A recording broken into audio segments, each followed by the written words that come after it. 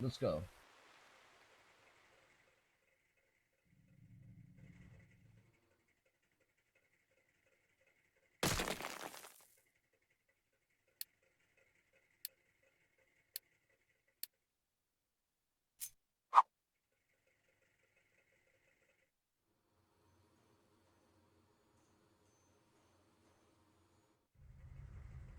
I'll put this more like this.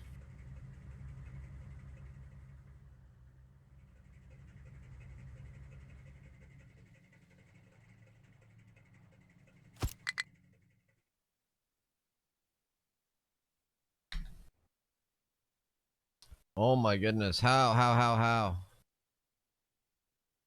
Oh, do I not even have this water hooked up?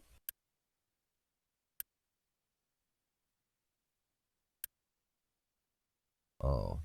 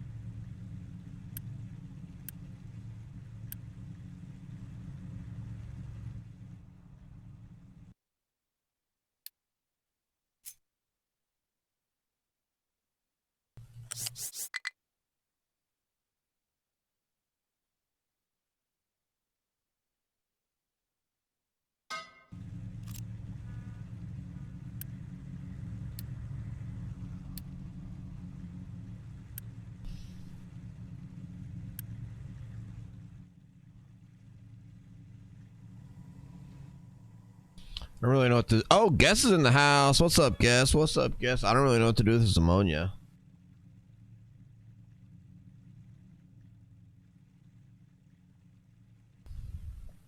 Trump has all the momentum in the final days. I agree, Guess. Trump is peaking right at the right time. Trump is spot on, right at the spot on time.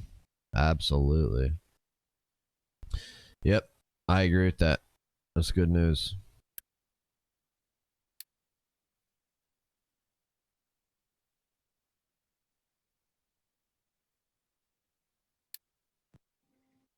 Why do I have so much wheat?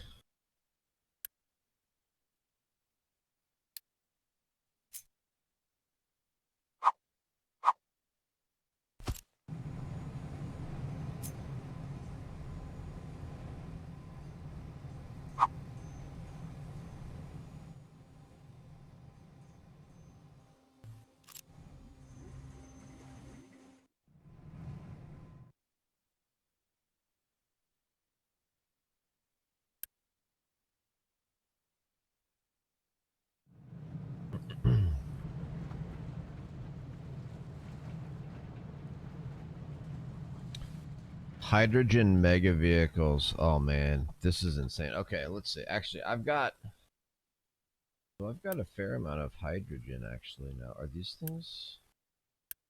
Yeah, these things are still working. We got a lot of hydrogen and oxygen. We've got a fair amount of water right here, which is pretty interesting.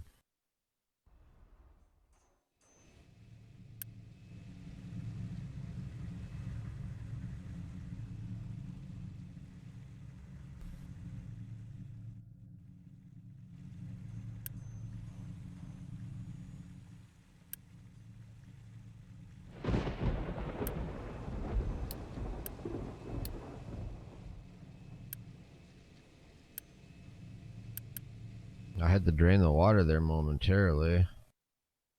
Alright, let's see. Can we load this up? Yeah, let's load this crew up. Chlorine, chicken carcasses, and gravel.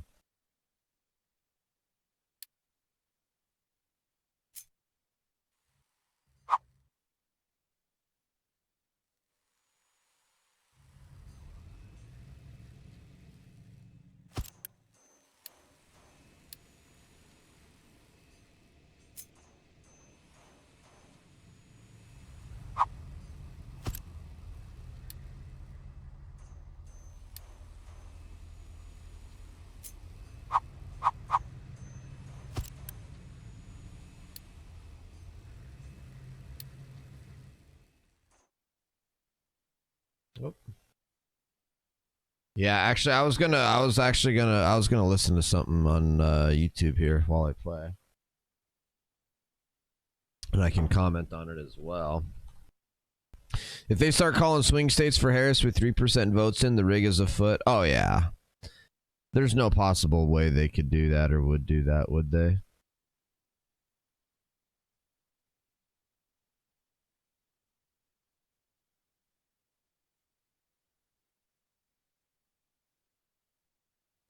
Montana, get ready to send a true American hero to the Senate. Tim Sheehy. You can watch the nation change by watching our national anthem. Goodbye, cool. Boats with flags and Trump flags. Hello, pumpkins. Yes. And you can feel the crisp in the air and stuff. Yeah. Good morning. Thanks for being with us. October 27th, year of our Lord 2024. We are 9 days from the election. We're in single digits, finally. Incredible. And that means former President Donald Trump, he's here in New York, back in the New York groove as he headlines Madison Square Garden tonight. A star-studded lineup is set to take the stage alongside Trump at the world's most famous arena. That's where Alexis McAdams is with us this morning. Hey, Alexis. Hey, good morning. So you can check it out behind me. You can see there's already a few hundred people here in front of Madison Square Garden in New York City. People from all over the place, including where are you from?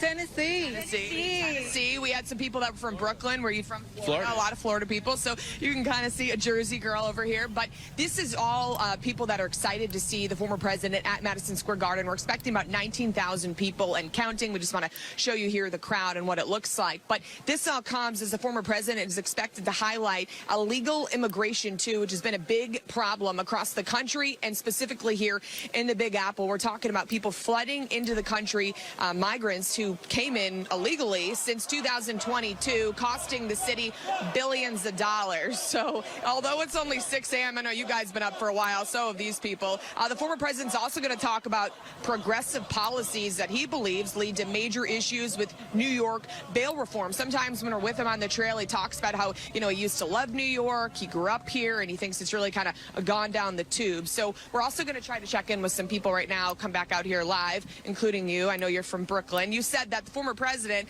is making a big homecoming here. You've always wanted to go to a rally, but they've never really been close to New York. So tell me why you wanted to be here today and what you want to hear from the president.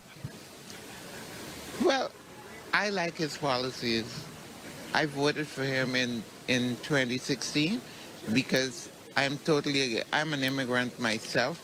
And even though people are saying, oh, we are a country of immigrants, there's a way, there's a process, not just walking across the river. So I really am against illegal immigration.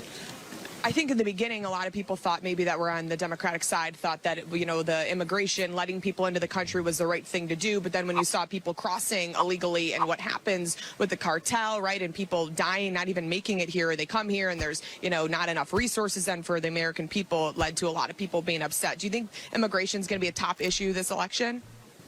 I think so, because now people understand how it impacts everybody. Every state, it is undermining wages, because even if you raise the minimum wage and you have people who are willing to work for less. Dude, I love this lady. Bound TRS, what's up, Bound? I think it's funny all these Dems are comparing it to the Nazi rally in Madison Square Garden in 1939. Totally absurd. Totally absurd.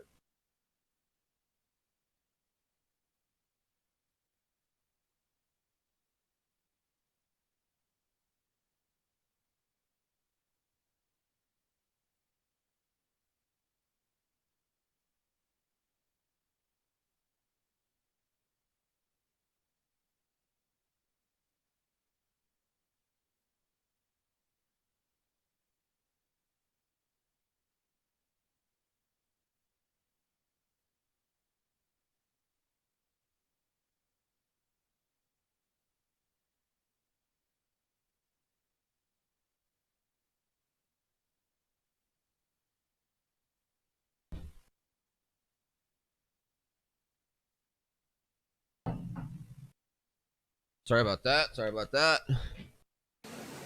That doesn't help the people who were supposed to get the higher wage. So you're telling me one thing and you're doing something else. So New York, you live in Brooklyn, you said. I mean, this is pretty deep blue, right, in the city. That's probably why he hasn't had too many major rallies in New York City. He's been around when he's been here for court cases and the criminal trial. What do you think the crowd's going to be like today inside? huge. Everybody's excited. And I think it was really ridiculous that this is supposed to be a free country. And from the first time he was running, you didn't feel free to say that I support Trump. And especially as a black person, like, oh, he's a racist. I said, well, I don't see any evidence of that. Thank you for talking to me. Appreciate it. Have fun at the rally. So that's just a little bit of what we're hearing. It's similar, though, to what we hear whenever you're in any state. Like last night, I was in Pennsylvania for former President Trump's rally, and those are the main issues there, too, are immigration and the economy. We'll send it back to you. All right. Thank you, Alexis. Thank you very much. Those images you're seeing from Times Square are absolutely stunning. If you've ever spent any time in New York or lived in this area, it's odd to see a Make America Great Again hat on the streets of New York. But it wasn't yesterday. As I left the studios after our Saturday edition of this show, I saw a huge bus at Columbus Circle, and it was just covered in Trump and Make America Great Again flags. And you're like, look at that. And it looks like it actually could be having an impact. The polling out of New York suggests that Kamala Harris is significantly underperforming that of previous Democrats, to the extent that it would be the lowest performance by a Democrat since, I believe, 1988. That is incredible. By the way, we talked about how many people were going to be speaking at the event tonight. Just really a list of conservative stars, if you will. Eric Trump, Mike Johnson, Elise Stefanik, among them, are going to be also speaking here with us this morning, but they will be headlining at the event at Madison Square Garden. And they'll be joined by Dana White, J.D. Carlson. Vance.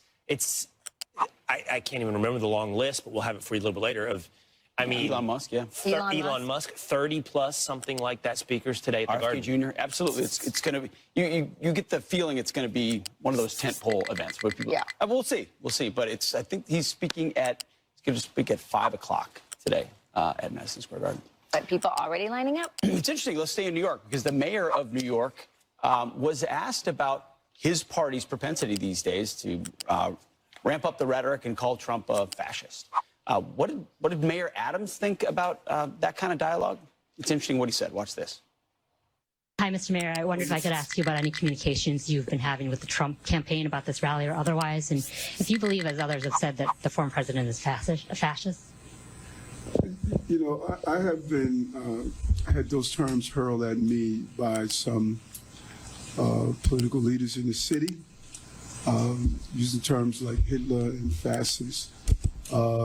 My answer is no. I know what Hitler has done, and I know what a fascist regime looks like. I think, as I've called over and over again, that the level of conversation, I think we could all dial down the temperature. And I've heard people say that the former president should not be able to have a rally in Madison Square Garden. I strongly disagree. This is America. This is New York. And I think it's important that we allow individuals to exercise their right to get their message clear to New Yorkers. I mean, it's actually an odd question. Do you think he's a No. Do you think he's a Nazi? Yeah. Do you think he's like Hitler? Well, no, I kind of know the history of Hitler. I haven't seen any similarities between Hitler and Donald Trump. We're in crazy town right now. And it is the opening question for almost any Democrat. Do you think Donald Trump is a fascist? Go. And in this case, thankfully, the mayor of New York City reveals some sanity. Yeah. By the way, he also got some, he has some affinity with Donald Trump. He's known Donald Trump for a while. If you remember at the Al Smith dinner, Donald Trump referred to him and said, hey, I know what happened to you. It happened to me. Although it only happened to you a little bit compared to me, you're going to be fine. And so there's sort of something there as well, I think. Yeah. Well, I was, as you guys know, I tend to spend Saturday afternoons in my office. So I watch some of the speeches that you don't have to. Well, then you told me, and then I had to. Oh, then you had to go back and watch it. So yesterday, midday, Michelle. Sussy, what's up, Sussy? What if during Trump's inauguration speech he peels off a skin-colored bandage from under his nose to reveal a Hitler stash just to troll everyone? Wow. Do y'all think he'd be sworn in with Klan hood on? Oh, I know. Lecture, do you think Polymarket means anything? Everyone totes it as proof of how far apart things are. I do think it means something. I don't think it's the end-all be-all. I think the betting markets can get it wrong. There can be upsets, et cetera, et cetera. But I think it's one data point to consider amongst a lot. And I think when you consider all of them, it kind of points in one direction. Michelle Obama was in Kalamazoo, Michigan, headlining for Kamala Harris. And she gave one of the most vivid, unabashed, pro-abortion speeches I've ever heard. And the target audience on this was not just women, obviously the women in the audience, but it was hard at the men. Specifically, you think, targeting black men, where they've had, where Trump has had inroads they didn't expect. I may not agree with anything she said, but she's pretty good at what she does. Here's Michelle Obama yesterday in Kalamazoo. In the hands of politicians, mostly men, who have no clue or do not care about what we as women are going through, who don't fully grasp the broad-reaching health implications that their misguided policies will have on our health outcomes. The only people who have standing to make these decisions are women with the advice of their doctors. Do not hand our fates over to the likes of Trump, who knows nothing about us, who has shown deep contempt for us. Because a vote for him is a vote against us, against our health, against our worth. To think that the men that we love could be either unaware or indifferent to our plight is simply heartbreaking. So fellas, before you cast your votes, ask yourselves, what side of history do you want to be on? Yeah, I mean, she painted an abortion dystopia. Yeah, she did. By the way, by the end of watching the speech, even I didn't want to have a baby anymore. I mean, it was like, she made it sound so scary. Yeah. And that was really the point, right? And then she kept, as you rightly said, Pete, she kept trying to bring men into the argument. And it was really troubling to me because I think the last thing women want are men who want them to kill their own offspring. Those are not real men. And yet she's appealing to those darker angels, I believe, in this speech. It was dark. You know, when I first got into this business, I did some documentaries and some nonfiction long-form storytelling, and one of the tools that are taught to you, and even said, don't do this, or at least don't do it readily, is to use music. So when you're using a documentary, is to layer music in there because it tells an audience what to feel. You're manipulating an audience. It doesn't let the story tell itself. The music makes you feel something regardless of what you're hearing. I think as this campaign winds down, the music is playing. You're being told now, and it's a very familiar song, all of the messages and themes that are predictable and to make you feel. And they are abortion, Trump is a fascist and a Nazi. I think that's it. Are there other ones? I think that's the... That's it. You can't think of one more, Will. Okay. I do. I have one more that I think is tried and true and has been played for the past half a century. The Republicans are bigots. Oh, so sure. you go with those three pieces of music and you can make people feel. But it flies in the face of reality because while you're told that white men are the problem in this country and the country is racist and bigoted, reality is showing you something different. Donald Trump yesterday accepted the endorsement of Muslim leaders in Michigan. Watch. The Muslim and Arab voters in Michigan and across the country want a stop to the endless wars and a return to peace in the Middle East. That's all they want. Like we had under President Donald J. Trump. We as Muslims stand with President Trump because he promises peace. He promises peace, not war. The bloodshed has to stop all over the world. And I think this man can make that happen.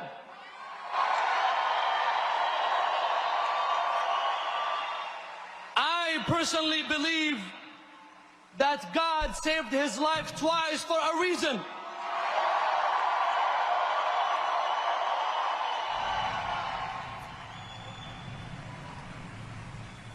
I believe personally that God has saved his life for a reason, which is to save the lives of others.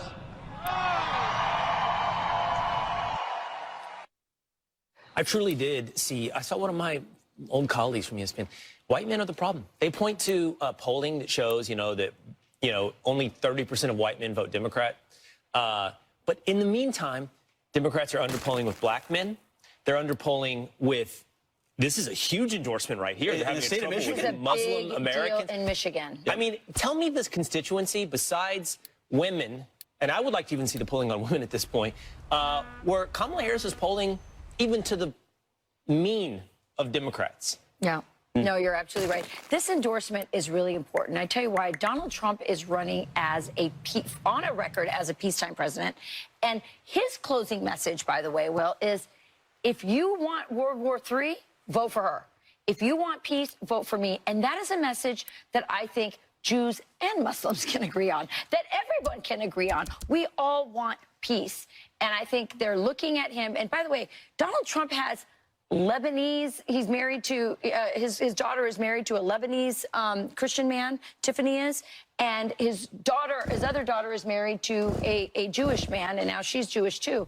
So he's got a pretty diverse family there, and I think that this move. And by the way, I have heard that Tiffany's father-in-law has been helping him in this area as well with reaching out to Muslim Americans, and I think this is a big deal in Michigan. Yeah, I mean, the Democrat Party hasn't figured out how to the Israeli-Palestinian thing at all, and it's had implications in their own backyard in Michigan, where if they don't vote for Trump, they might even sit it out, which is also not a vote for Kamala Harris. Absolutely. All right, turning now to your headlines. Authorities across the nation are searching for a Tennessee man accused of murder last week.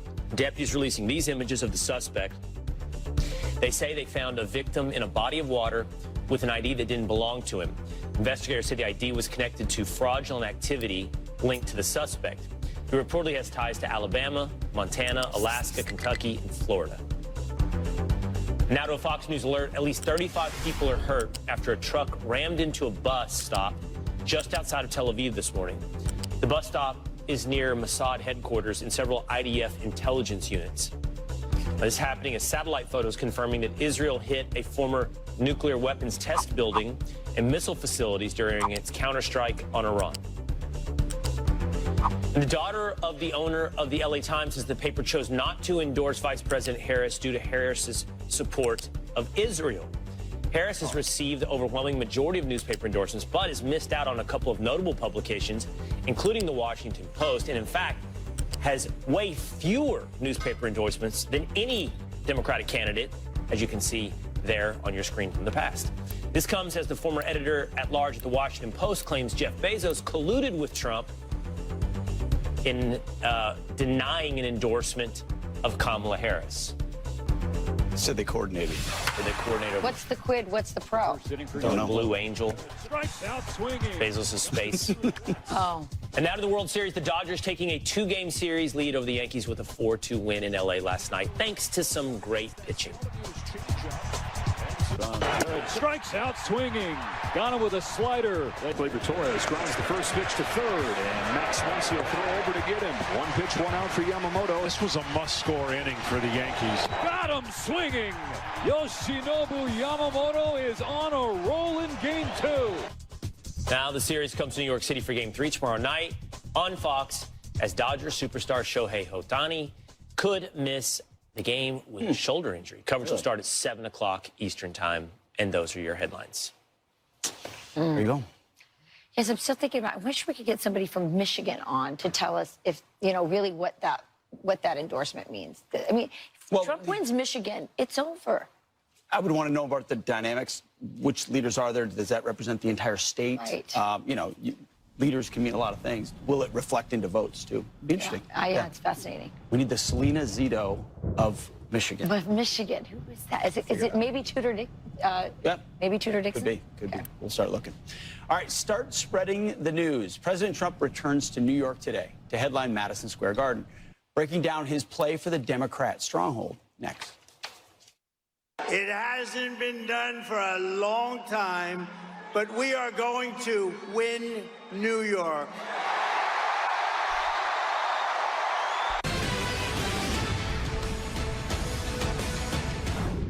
Well, later today, President Trump set to hold a rally in the heart of Democrat territory at Madison Square Garden right here in the Big Apple. Lou Valentino is a Trump-supporting New York-based YouTuber, and he joins us now. Lou, thanks for being here. Thank you guys for having me. Of course. What do you think it means that President Trump is going to MSG? I think it's legendary. I think it means a lot to him and the fact that he wants to win New York. I know when he came to the Bronx, that was historic, but now he is going to the most famous arena, most legendary arena, and this is a big statement for Republicans, and this is a seed that's being planted now, and I love it. Well, is the soil, sticking with the seed analogy, is it fertile enough in New York City, given what's happened in this city? I mean, are people willing to say, hey, we need Trump here? I know that the numbers were 89% in certain counties. It was 90% for Joe Biden. I'm not sure if he's going to win. I would love that. That would be dope, just to see a huge change. But in my opinion, I just want to see the numbers show exactly what I've been seeing in the streets, in the barbershops, and, you know, with my friends. We want change. And, you know, and I believe that this time around, the numbers will show that. When you talk about some of those young people, a lot of them did not vote for Trump before? No. No, not at all. How much of their frustration is national issues or local issues? Because we've got some stats here of the illegal migrant problem in New York City, right? You've got it's exploded under Biden-Harris. Just like there's some numbers right there. Just like crime has exploded as well. How much of these young men or others that you know who are moving over to Trump, is that because their city's changing or because their country's changing? I think both. And I think it has to do with money. It has to do with national security. It has to do with overseas. I have Muslim friends that are beginning to look at Trump as an option, and that before wasn't never, you know, we just saw what happened in Michigan, right? That's huge, not because of who they are, but it's huge because they're Muslim. And we're watching Muslim men who are some of the most conservative people I know, endorsing Donald J. Trump. There's a lot of Muslims in New York City that feel that same way. So I think it's a mixture of all, but mostly the war in the Middle East. We want that to be done. We want Ukraine. We want Taiwan to be as safe. We just want no wars. And I believe that Trump coming in, and I think a lot of us that are young, 27 years old and down or coming out of college, we want a future. And it feels like every day we're looking at the news, something's popping off. And we know that under Trump, that wasn't happening. And we believe that if he's given another chance, he will put these things to rest. So I believe. Well said. You'll be there tonight? I'll be there tonight for sure. Right. Let us know how it goes. Yeah. All right. All right, brother. Thank you so much for having me. Good to see you. All right. All right. Well, Donald Trump teasing a potential role for RFK Jr. in his administration. How they plan to, quote, make America healthy again. If he's of you teaming up with Robert Kennedy. Right. And I love this Make America Healthy Again idea, because there are chemicals and ingredients in our food that are illegal in other countries because they've been shown to be toxic. Are you completely committed to have him a part of your administration? Oh, I am. I'm just going to keep him out of a little. I said, focus on health. Focus. You can do whatever you want. I love that. Former President Trump says he'll work with Robert F. Kennedy Jr. to make America healthy again if he's elected, with a focus on improving the country's metabolic health. Watch. Well, I know you're aware of Callie and Casey Means, right? Yes. Well, one of the things that they pointed out, and this is a very important thing for people to understand, is what a lot of these drugs do is they act to somehow or another mitigate the effects of poor metabolic health. But most of these problems that these people are suffering from wouldn't exist if we put an emphasis on metabolic health. Here to discuss is TrueMed co-founder Callie Means. Boy, this is an exciting time, and I want to talk about what you expect to happen. But it's interesting. Last night, I was listening to Michelle Obama's speech, and she was criticizing Trump on COVID, and she said, America had the highest rate of death with COVID, and she blamed it on Trump. And I'm thinking, no, we also have the highest obesity rate. We have the highest comorbidities. Of course, they were going to be more susceptible, right? We're the sickest country in the world. Yes. We have the highest rates of diabetes, obesity, depression. It's not even close. We die 6 years earlier than the Italians, and we're not lazier than the Italians. There's something wrong with our systems, and I can't help but think, what's going to happen at Madison Square Garden today. You've got Robert F. Kennedy, you've got Elon Musk, you've got Tulsi Gabbard. These people are putting themselves on the line because this election with President Trump is about big existential issues. Meanwhile, you have Bill Gates and Reid Hoffman funding Kamala privately hundreds of millions of dollars because they want the Epstein tapes withheld. Right. This Trump should be congratulated by all sides for bringing together this unique coalition. When it comes to health, my formulation is that the foundation of Trump's candidacy is taking on the swamp, is taking on corruption. And there's no greater example of the corruption that's bringing down our country than health. Why are kids being poisoned and then drugged for profit? Why is 70% of our kids diet ultra-processed food, and then 40% of teens are on a pharmaceutical?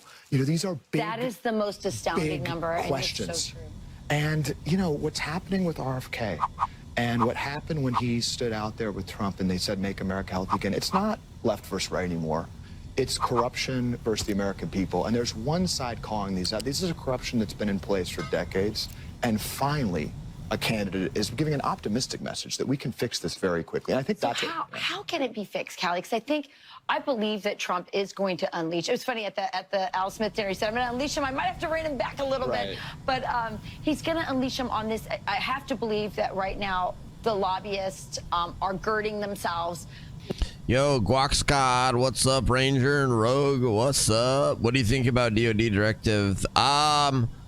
Bad news as far as I can tell. I'm not an expert on it.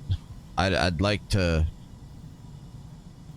I'm not sure exactly what it means, though. I've seen the directive. I don't know exactly what it means. I've heard what people say about it. And if that's what it means, then that's terrible. So far, so good, Ranger and Rogue. Just watching some Fox and Friends and playing some games. How about you, man? What do you think you'll face? Because the swamp is real. I think month after President Trump wins is going to be the most important month in American history because there's trillions and trillions of dollars at stake if President Trump does what he says he's going to do. And he said on Joe Rogan that there's a lot of pressure against him, and he's telling them absolutely not. He's going to appoint reformers. So what can you do? It's difficult, but it's very simple. You know, when it comes to health, just fundamentally, an industry, pharma, that profits from when we're sick, just demonstrably, has bought off many of our institutions of trust. They fund 75% of the FDA's budget. They're the largest funder of research. They're the largest funder of civil rights groups, saying it's racist not to prescribe Ozempic to 6-year-olds. Literally, that's what the NAACP is saying. They've been able to co-opt our institution of trust, just like the military-industrial complex has been able to co-opt that institution. The education-industrial complex, the teachers' union, is making our country less competitive. These big industrial complexes, and health is the largest, are bringing down our country, and it starts with getting conflicts out of the system, giving the American people the truth, real scientific guidelines, and then letting them make decisions, getting rid of the mandates and spurring up flexibility. It's talked about HSA fund expansion, just letting American patients choose with their doctor where their funds go, instead of this top-down system that when your kid's sick, you know, they're getting a drug. They're not getting holistic advice from their doctor, from corruption. Yes, that is absolutely true. And I think that you're right. It's about putting reformers in. It's about transparency. You think that this can happen pretty quickly? I think and we're working on this, and I think this is really what voters, undecided voters, should know about President Trump. He is genuinely, I saw it. He spent hours talking to Robert F. Kennedy Jr., truly learning about this issue, asking what policies. We're working with the transition team, and we're preparing really bold policies for President Trump. He's asking for them. He's asking for them on every single institution that impact our trust. Yes, it can happen quickly. We have the ability of Americans, as Joe Rogan said, we're spending $200 billion giving it to Ukraine. We can unpoison our food. Yeah. We can get corruption out of our institutions. We can create a thriving environment for our kids very, very quickly. It just takes clear-eyed leadership. And I do believe this is the most bipartisan issue in America. I think everyone wants it. And Callie Means, you've been at the forefront of this and a real hero in it. And I really hope you get in there and clean it up. Thank you, Rachel. It can happen quickly. Awesome. All right. From election interference charges to appealing the verdict in his civil fraud trial, former President Trump is still facing big legal challenges. But what happens to those cases if he wins? We'll discuss. It's 9 days away from the election, and former President Trump is still battling a full slate of legal challenges on everything from election interference to appealing the verdict of his civil fraud trial. So what happens to those cases if he's elected president? Let's ask former Whitewater Deputy Independent Counsel and Fox News contributor Saul Weisenberg. Saul, thanks for being with us this morning. Overarching, Donald Trump is elected president. What happens to all of these cases? Well, let's start with the federal cases. He has the authority to ask his attorney general to order his attorney general to fire Jack Smith and to dismiss the federal case in D.C. and the federal case in Florida. The problem is he's not going to have his team in place at DOJ right away. They're going to be holdovers there. So what he needs to do is have in waiting a qualified acting attorney general he can appoint, and then put those steps into motion. Because, you know, the Senate's jealous of its prerogatives. It typically does not confirm appointments right away.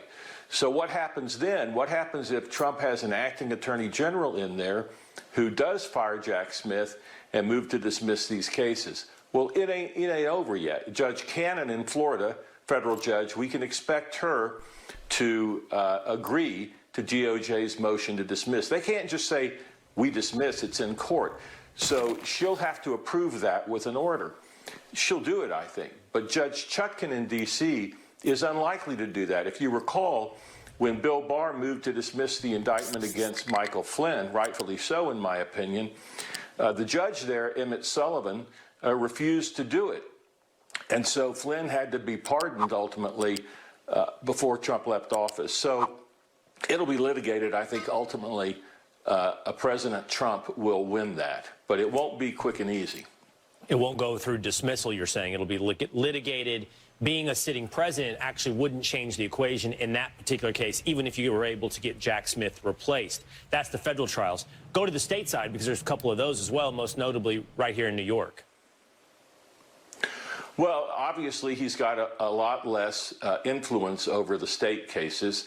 He can't just go in and order the state to dismiss the cases. However, right now, he's got statutory and constitutional issues being litigated. In the New York case, where the verdict was against him, and in the Georgia case, it hasn't gone to trial yet. But even assuming that he loses his constitutional and statutory arguments there, it's hard for me to believe that the U.S. Supreme Court is going to let a sitting president have to undergo, while he is president, a lengthy Georgia state criminal RICO trial. And certainly, I don't believe that that the Supreme Court will allow, while Trump is president, any state process to put him in prison, which was what would potentially happen in New York.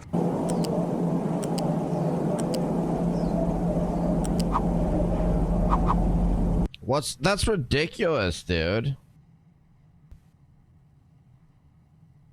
Montana has a choice this November. More of the same from Washington, or the path to a brighter future. Jon Tester is the Washington choice. Good Sunday morning, everyone. Welcome to Sunday Morning Futures. I'm Maria Bartiromo. Thanks so much for joining us this morning. Today...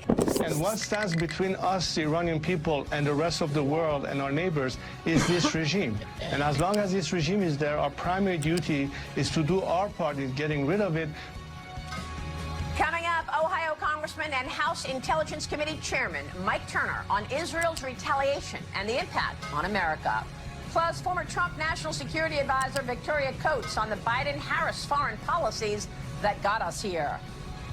Tonight in the Middle East, it's like a tinderbox. It's ready to explode. People are being killed at levels that we've never seen before. And that's taking place right now in Michigan. She's in literally a free fall. They've had it with her. Nobody's in charge. Joe Biden is asleep. Kamala is at a dance party with Beyonce. Coming up, Alabama Senator Tommy Tuberville on the wars, the border, and the final stretch of this race, and why the U.S. is buying and using military drones from China. Plus, 9 days until Election Day, and President Trump is cutting into Democrat strongholds. A party underway in New York, gearing up for a rally at New York's Madison Square Garden tonight, as early voting has begun, and the DOJ is digging in on keeping non-citizens on the voter rolls. Republican National Committee Chairman Michael Whatley with former Georgia Senator Kelly Loeffler on the 39 million who've already voted and the state of this race today. Plus, your money, your vote. Higher taxes and more spending. Kamala Harris's plans for your money versus Donald Trump's visions of growth. Trump donor, hedge fund billionaire, and potential incoming Treasury Secretary John Paulson on the candidates' closing arguments for your dollars. It's all right here, right now. And we begin this Sunday morning with the war on Israel and its retaliation against Iran, as Israel launched waves of attacks on Iran over several hours on Saturday morning in what the Wall Street Journal called the most serious attack on Iran in decades, even if measured enough to avoid escalation. Israel did not hit Iran's nuclear or oil facilities, which Iran has warned for weeks would prompt an aggressive response. Instead, dozens of warplanes from Israel hitting several military targets across Iran, including ballistic missile production facilities and surface-to-air missile defense sites. All of this in response to Iran's barrage of some 200 missiles on Israel back on October 1st for the killing of Hezbollah leader Hassan Nasrallah late last month. U.S. officials said that they were aware of Israel's retaliation despite the earlier leak of highly classified U.S. documents, which showed Israel's military plans against Iran. It prompted an investigation by the Defense Department and the FBI over who posted the top secret documents to social media, putting Israel's security in jeopardy. Here's former Director of National Intelligence, John Ratcliffe, with me this past week on Fox Business. It's a betrayal of trust between the United States and Israel that has come from a Biden-Harris administration that has betrayed that trust time and time again. The problem here is now the Israelis are wondering whether it's really not that at all, whether it's that this is all intentional. Joining me now in the Sunday Morning Futures exclusive is the chairman of the House Intelligence Committee, Congressman Mike Turner from Ohio. Congressman, great to see you this morning. Thank you so much for being here. Your reaction to Israel's retaliation against Iran, where does this war head next? Right. Well, one of the fallacies of the Biden administration, Maria, is that the United States has rightly assisted Israel in defending against the missile attacks from Iran with missile defense. There are over several hundred missiles that Iran has launched against Israel. And the Biden administration has attempted to act like, well, since those missiles didn't hit their intended targets as if they didn't happen, then trying to restrain Israel's response. And in doing so, they've limited the ability for Israel to really impact Iran and its ability to continue to threaten Israel. This certainly makes it very difficult as Israel goes forward. But Israel rightly is defending itself. It is hitting military targets. It is trying to diminish Iran's overall capabilities to hit and affect Israel. And, you know, Iran's capabilities are in fact being diminished as Israel takes the conflict to it. Do you expect a response from Iran after this weekend's attack from Israel? I think Iran will continue to respond, but Iran has continued to attack Israel. I mean, it's kind of hard to determine what really is a response from Iran and what is just its continuing attacks.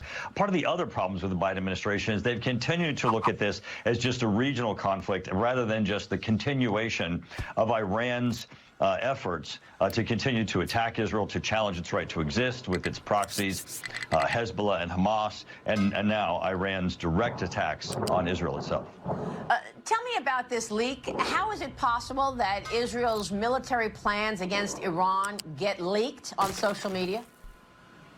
Well, you know, Maria, this is, as you were indicating, and certainly with John Ratcliffe's statements, the administration did not indicate that they were trying to investigate whether or not this was a leak or whether or not this was a hack, openly identifying that it was their assumption that this had been a leak, which, as you were discussing with John Ratcliffe, means that this would be an act of sabotage. The FBI is looking at this as a criminal act of espionage, and that certainly is what it is. It certainly has an impact on both the United States itself. We have service members who are in the area, and also Israel itself. Do you think Israel is hoping for a Trump victory to finish this war? Well, one thing's for certain, really for all of our allies, and to be free of the Biden administration's restrictions, to be able to defend yourself openly when you're attacked by an adversary, but also to understand that there's coordination here. I mean, the axis of evil, what's going on between, you know, Iran and China and Russia, all of the coordinations really does bear coordination from us. I mean, what happens with Iran's oil fields fuels China's economy. What happens in Iran's missile fields, shows up on the battlefields in Ukraine. All of this needs to be addressed as if this is not regional conflicts, but a coordinated conflict, and that our allies have an ability to fully and completely defend themselves, not just have minor. Sorry, guys, am I missing out on chat? Dankley, I don't know if you're even still here. Probably not. Sorry, here, let me read chat, guys. Whoa, I didn't realize I was... Realistically, the military can use deadly force on U.S. civilians regardless of a directive if the stakes were high enough. President controls the D.C. National Guard. Same for the FBI during a Mar-a-Lago raid. They can use deadly force with or without permission of the... True. That's a good point. That's a really good point. Hey, I'm a leftist. I think there's a lot more in common between most Trump supporters and non-Trump supporters. I want to have our conversation, not debate, with MAGA supporters to better understand their point. Right on, man. Welcome, Dankley. I just think they passed DOD directive in preparation for the election, terrifying that they think it's going to be that bad. Yeah, that is kind of crazy. That is concerning if there's actual concern that we're going to actually have to have like the military crackdown because the BLM leftist Antifa rioters are going to be that bad. Oh, Dankley, you're still here. Okay, nice. Yeah, I don't know. I really hope that nothing bad happens after the election. I really hope that the BLM and Antifa don't riot, but I definitely think there's a good chance that they will. Responses to what really is very broad provocations from our adversaries. Yeah, I mean, I guess what I'm asking you is, we have seen zero deterrence from the Biden-Harris administration on Iran.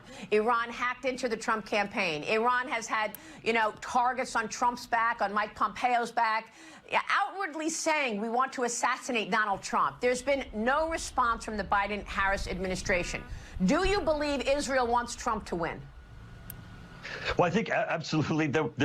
As former President Trump has said, I don't think these conflicts would have happened under a President Trump, because you would have had the assumption from these adversaries that there would have been consequences. The day that if he's elected and raises his hand, people are going to understand that there are consequences to adversaries. They're not going to have the ability to do these these skirmishes, these attacks, without real and significant consequences. That's the only way that you end these conflicts, is if people paying a price for attacking and killing our allies. So what has Harris and Biden done in that regard then? Well, as you and I were discussing, Vice President Harris hasn't embraced fully President Biden's policy, which, even though it's lukewarm, still fully supports Israel. He gives them very tepid ability to defend themselves, but fully supports Israel. She's been lukewarm on whether or not, in responding, whether or not she fully supports Israel. So we don't even know if there'd be a step back from the lukewarm support that the Biden administration has been giving. But as you were just indicating, here, the Biden administration really had an opportunity to step up the plate here. Iran not only is attacking Israel, but they have openly indicated they want to kill former President Trump. Now a candidate for president again, President Biden indicated this, after being prodded, that this would be an act of war. This would have been an opportunity to take consequences to Iran for them threatening President Trump and for attacking Israel. And instead, President Biden heeds caution. Do you believe that the intelligence community will get behind Trump in a real way, a meaningful way, should he win this? Unlike last time? I think that President Trump learned some very good lessons, and that is he needs to put behind him very strong people and clear out significant levels of each of these agencies, so he has people who are responsive, so he doesn't have people who are working against him. But for the intelligence community, there is a sense of arrogance, of an unwillingness to say what they don't know. And in this instance, I think the Trump administration's got to be able to come in and say, there are things we don't know, and there are things that we need to make certain that we keep the United States and our allies safe. All right, Mr. Chairman, thank you very much. House Intelligence Committee Chairman, Congressman Michael Turner. Thank you, sir. Meanwhile, the escalation in the Middle East coming amidst the final stretch of election 2024, with now just 9 days until Election Day on November 5th. As former President Trump is set to hold a rally in the heart of New York City, Madison Square Garden, tonight, later this evening. So far, more than 39 million voters have cast their ballots across the country in early voting, according to the Associated Press, with the economy and immigration topping the list of most important issues to voters in Fox News polls. Joining me now in the Sunday Morning Futures exclusive is Alabama Senator Tommy Tuberville, a member of the Senate Armed Services Committee. Senator, good to see you. Thanks so much for joining us this morning. Assess this race so far.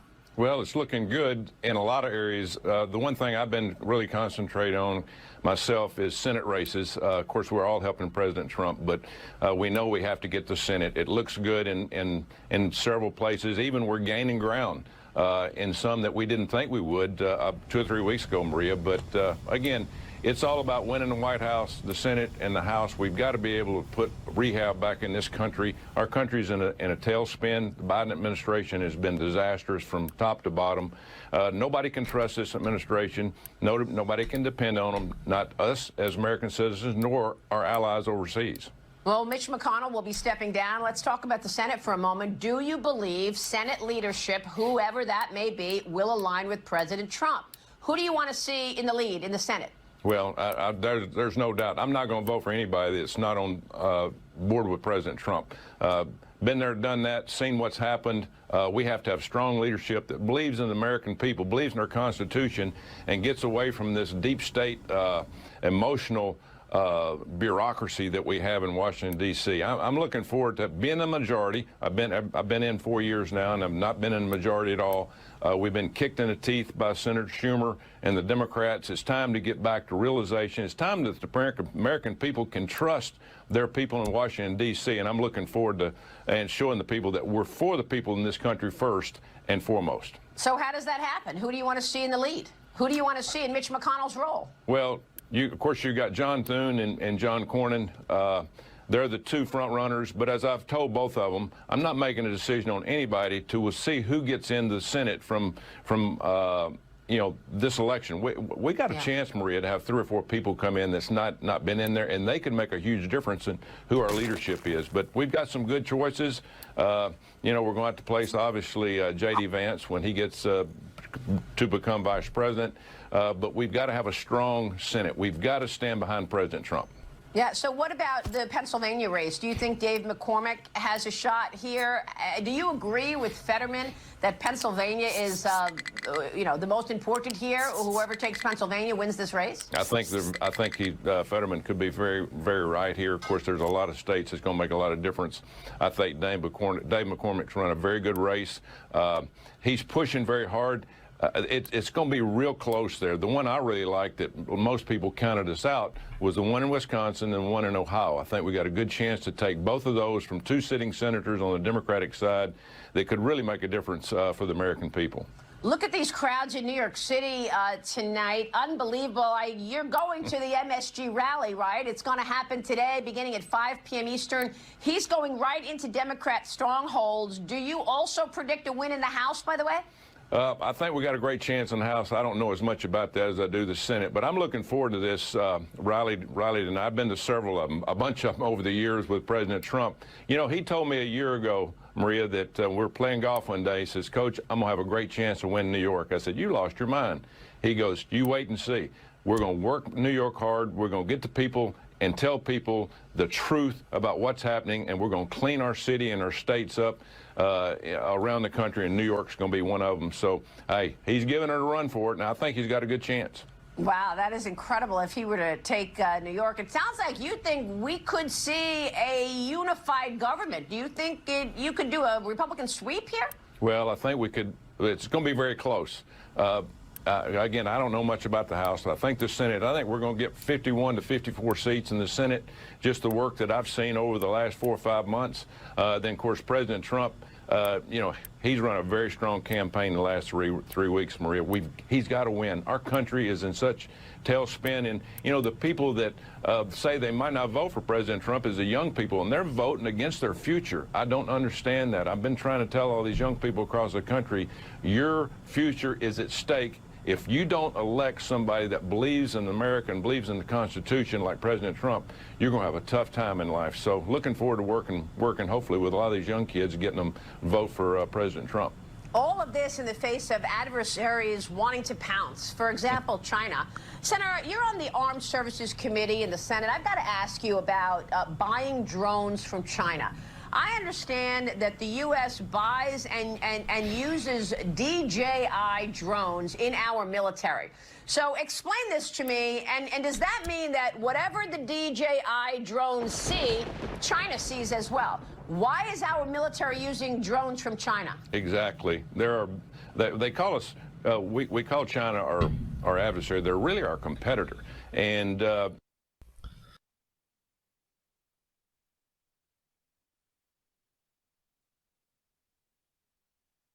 we call China our adversary. They're really our competitor. Wait, what? Okay, Dankley, let me read your thing. In my opinion, it seems like MAGA movement has grown out of a very valid concern amongst the American population that politicians don't have their best interests at heart, but I also think people were validly concerned about Trump with regards to his rhetoric early on about Mexican immigrants and building the wall. I think after Trump won the election in 2016 and became president, he really didn't do much differently as compared to previous politicians. Please tell me if you disagree. Yeah, I agree with everything up until Trump is the same as all the other politicians.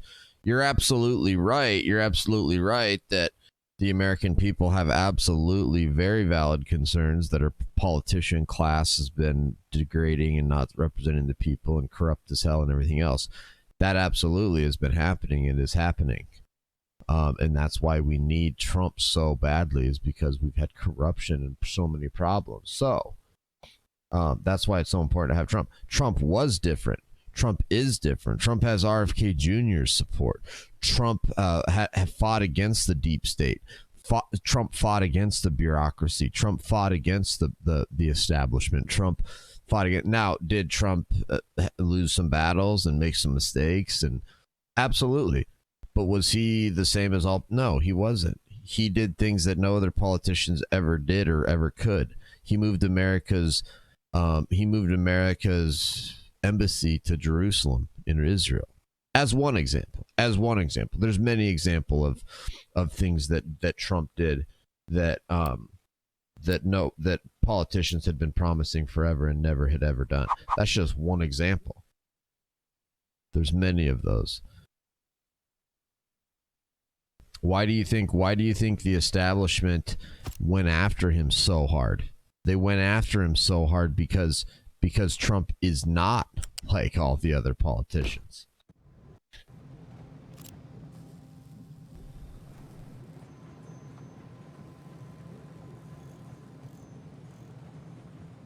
Whoops.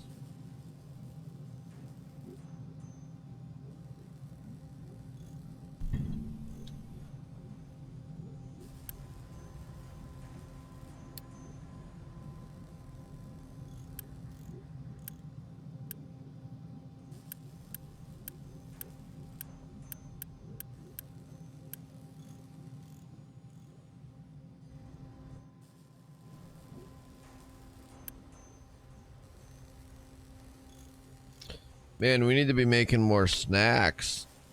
Oh, this is where all my taters are going. I need to be making it with corn, too. Oh, man. Plastic. Oh, my gosh. Or should I just boost this one? Yo. The Prodigal Son production with the follow. Thank you. You know, this administration, the Biden administration, has been doing everything they possibly could do to pump up the economy of the Chinese people. Now, we're not again, they are our competitor. We need to take care of America. Being in the Senate, every time I have somebody come tell me, Coach, you need to vote for this spending to go to Ukraine or vote for this spending to go to the Middle East, I always say, where's the money going? And I said, if we're spending money on making things in this country, now, Maria, we make drones in 4, 5, 6 states in the United States of America, as good as anybody. Why in the hell would we spend any money in China and not spend it here in this country if we're going to build drones? And again, we want to be the deadliest military on the face of the earth, but we keep pushing all this money all over the world. We're going to be we're going to be lucky to be equal to anybody across this world in terms of military. I understand that, but Senator, I'm coming at it from a national security perspective. Sure, there's a competitive aspect as well. We make drones in Alabama, for God's sakes. Why aren't we doing it and buying those for the military? But when I look at the fact that China is our #1 adversary, they're having this surveillance program on us morning, noon, and night, propaganda coming at us morning, noon, and night, and we buy drones from DJI, which is a Chinese company. Again, whatever those drones see, does that mean China sees it as well? Exactly. Well, they got all the software. If they put the software in there, it's over. I mean, they're going to get exactly what we get. And again, at the end of the day, Maria, we are going to have to be self-sufficient in this country. We can't, there's a lot of things that we can't do that China can do, but we've propped them up, their economy up. They need to fend for themselves. We need to take care of ourselves and our allies. And again, you're exactly right. Our national security is a threat. And of course, you just saw what happened from the Pentagon or the White House, where we leaked all this information about Israel. I mean, our bureaucracy is out of control. We're too big a government, and we need a leader in Washington, D.C. like President Trump that's going to put his foot down and say, enough's enough. We're going to start taking care of America first. Senator, we'll be watching your work and, of course, tonight at the Madison Square Garden rally. Thank you for being here, sir. Thank you. Senator Tommy Tuberville joining us. Thank you, Coach. Coming up, the DOJ plays hardball, trying to stop states from removing non-citizens from the voter rolls, as early voting has begun and millions have come out already to cast ballots. Former Georgia Senate candidate Kelly Loeffler is here on what the early voting looks like in Georgia, and RNC Chairman Michael Whatley celebrating an election integrity victory. That's coming up. And join me next Sunday at 10 a.m. Eastern. We are coming to you live on Fox Business for a special election preview. We'll talk with Texas Senator Ted Cruz and Florida Congresswoman Anna Paulina Luna, among others. Join us next Sunday, 10 a.m. Eastern, live on Fox Business. We'll be right back. Face, Maria, that the Democrats are making political controversy of a very, very simple process. What we found over 6,000, maybe 6,300, I believe, people who identified that they were not citizens and yet they're on the voter rolls. So they have 14 days to prove that they are actually eligible to vote. And I then gave you the fail-safe caveat that they can come on Election Day and vote. And that is Virginia Lieutenant Governor Winsome Earl Sears with me here last weekend on the DOJ suing Virginia for cleaning up its vote 90 days of Election Day. A federal judge on Friday ordered Virginia to reinstate more than 1,600 voters who have already self-identified as non-citizens. The Commonwealth of Virginia quickly appealed that ruling on Friday. The DOJ is also suing Alabama for removing over 3,000 individuals from voter rolls who have been issued non-citizen identification numbers by the Department of Homeland Security. Georgia's Secretary of State also announced an audit of its voter rolls, finding 20 non-citizens were registered to vote, with an additional 156 registrations flagged for additional investigation. Joining me now with more on the push for election integrity, with 9 days until Election Day, is the chairman of the Republican National Committee, Michael Whatley, all along with a look at early voting with former Georgia Senator and Senate candidate Kelly Loeffler, who has been volunteering as a poll watcher. Great to have you both. Thank you so much for being here. Michael, let me kick things off with you on this lawsuit and your election integrity victory that you tweeted about this week. What happened? Well, what we're trying to do in every state across the country is drill some basic rules into place. Only American citizens can vote.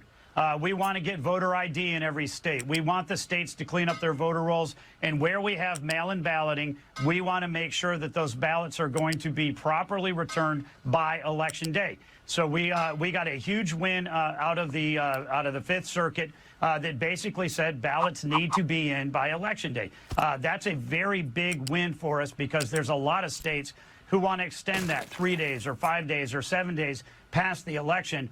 Look, Election Day means Election Day, so we're very excited about what we've seen there. You know, you point at Virginia, absolutely ridiculous that the Department of Justice is suing the state for enforcing the law.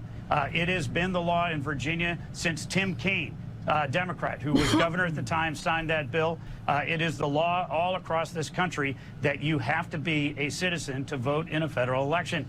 We want other states to do it. Since we have filed suits ourselves, we have seen illegal aliens taken off the voter rolls in states like Arizona and Nevada. Thousands of them in states like Ohio and Texas, and here in Virginia. We're going to stand by Governor Youngkin. We're very glad to see the Attorney General, Jason Miyares, has already said they're going to appeal that decision. But when it comes to election integrity across this country, we want the rules of the road in place before the voting starts. So after all of the work that you've done, including the lawsuits, Michael, how confident are you today, 9 days away from Election Day, that we will have a fair and transparent election? We are a whole lot more comfortable than we were 6 months ago, than we were 4 years ago. What happened in 2020 cannot happen again. We have recruited, Laura Trump and I have been around the country. We have done events in 20 different states to recruit and train lawyers and observers. Over 230,000 people across the country have signed up at ProtectTheVote.com because they want fair, accurate, secure, and transparent elections. And Kelly, let's talk about Georgia, potentially as impactful as Pennsylvania on this race. You have volunteered as a poll watcher. Tell me what the early voting looks like in Georgia, Kelly. Well, it's record level early voting, Maria. Just like in many states across the country, we already have 2.8 million voters having come out, and we still have 5 days of early voting left plus Election Day. Now, here's what's happening on the ground in Georgia. You see the most energy in the red counties, and you see the lack of enthusiasm in blue counties. And that is thanks to what we're building here in Georgia, which I think is a model for the rest of the country, which is a new conservative coalition. And it cuts across party lines. It cuts across race. Look, Democrats and diverse communities are rejecting the identity politics of the left and saying that they want to put Americans first. They want to be put first. And they want the President Trump's agenda that lifts all Americans up, that gives opportunity to everyone, and returns this country to prosperity and opportunity, because here in Georgia, we're a microcosm of what has happened in this country. Open borders with the tragic death of Laken Riley, the Fani Willis lawfare effort, and then election integrity, which Chairman Whatley has led the charge. And here in Georgia, we've led the charge with hundreds of pages of election laws that have convinced people that it is safe to vote early, our elections are secure, and President Trump has been here a half dozen times telling us, swamp the vote, make it too big to rig, and we are encouraging everyone to get out and vote early to support President Trump. He took a bullet for us. The most important thing we can do is get out and vote for him to restore this country. So do you think Georgia feels different today than in 2020, Kelly? We have a totally different landscape, Maria, and that's because our group, Greater Georgia, and groups like the RNC have focused on things like voter registration, which we had yielded to the left, things like diverse community engagement, building bridges and listening, having conversations, and now mobilizing them, getting them to the polls, and then election integrity. So we have covered all the bases. What's left now is voting, and that's what our efforts are about. In fact, we've just been in the field with 3 different campaigns, spending $500,000 mobilizing diverse communities and hurricane-impacted areas. And tomorrow we're going to be announcing an effort to get those lower turnout Republican counties out to the polls. So because of our data-driven approach to this, we're able to do rapid response and keep the heat on until November 5th. Michael, what states do you deem as most important, must win for President Trump? We have 7 battleground states. We feel like we're in very good shape in all 7 of those battleground states. Arizona, Nevada, North Carolina, Georgia, Michigan, Wisconsin, Pennsylvania. The president is leading in the polls in every single one of those states. That's the way that we're going to do it. You know, 9 years ago, Donald Trump came down that escalator and announced that he was going to make America great again by doing 3 basic things. He was going to restore our southern border, rebuild our economy, and ensure that we are strong enough to protect our interests and our allies around the world. Here we are at the closing arguments of this campaign 9 years later, and he is still arguing and pushing for the same things. He's going to make America great again. He's going to rebuild our economy, restore our southern border, and ensure that we're strong enough to protect our allies and our interests around the world. That is why he's going to win. Kamala Harris and her campaign right now are in complete freefall. They are trying to find a message that is going to stick. She is flailing right now because she has nothing to argue about, which is why they're resorting to name calling, and it's just not going to work with the swing voters across this country. Real quick to you both, when do you believe we will know the winner of this election? I mean, Kelly, you've got some states like Arizona saying, oh, we're not going to know for 13 days. What about Georgia? Georgia, I believe we're going to know the night of. I mean, we have a law that requires the early votes, absentee ballots to be counted the day of by 8 p.m. And I'm confident that our turnout levels are going to dictate that we will know. Hopefully, if everyone gets out to vote, President Trump will win on November 5th. We're going to win on November 5th, and we're going to know it before we go to bed, Maria. All right. Well, we hope so. We like Election Day, not Election Week. Thank you so much to you both for joining us. RNC Chairman Michael Whatley, former Georgia Senator Kelly Loeffler. Thank you. COVID pandemic. We did. I was the chairman of the Budget Committee. I worked on that. So the folks out there who got that $1,400 check when people were losing their jobs and small businesses were going under, yeah, we did that. The reason that we saw a spike in inflation, which is now going down, was not because of that, because of corporate greed, record-breaking profits on the part of food industry, other corporations charging us off-the-wall prices. I think that had a lot to do with inflation. And that was Vermont Senator Bernie Sanders with What me a commie. here last weekend, What a commie. blaming the spike in inflation in the Altair, what's up, Altair? last 4 years on corporate greed and price gouging. and not the approximately $7 trillion in new spending by the Biden-Kamala Harris administration. Now, Vice President Harris says she supports raising taxes on anyone making $400,000 a year or more. That includes small business, while raising the minimum wage to $15 an hour, she says, from the current $7.25. Joining me now with President Trump's plans is Paulson & Company president and founder, John Paulson. John, great to have you this morning. Thank you so much for being here. Before we get into President Trump's economic plans, what is your reaction to Bernie Sanders blaming corporate America for 40-year high inflation? Hey, good morning, Marina. I think it's completely wrong. The reason we have inflation is due to uncontrolled federal spending. This year we'll have a fiscal deficit of $1.9 trillion, and we've had cumulative inflation under the Biden administration of over 20%. So inflation, real prices have moved up more than real wages, resulting in the decline of real wages for Americans. Tell me about President Trump's plans. He's been talking about no tax on tips, no tax on Social Security, no tax on overtime. He's talking about tapping into the energy capacity of America. How would you assess President Trump's economic plans and taxes right now? I think it's pretty good. You know, Trump's main plan for taxes is to extend the existing tax law, which has been very, very successful. It's benefited all Americans and made U.S. corporations competitive on a global scale. Almost all the tax cuts that he's proposed are designed to benefit the Americans that need help the most. So no tax on tips benefits service workers, no tax on Social Security benefits those that rely on Social Security for their income, and also no tax on overtime represents, you know, working Americans.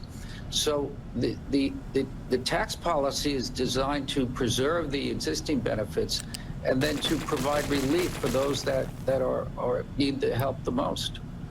And what about his proposals on tariffs, John? I know that President Trump told me the last time I sat down with him a couple of weeks ago that he's using tariffs as a threat.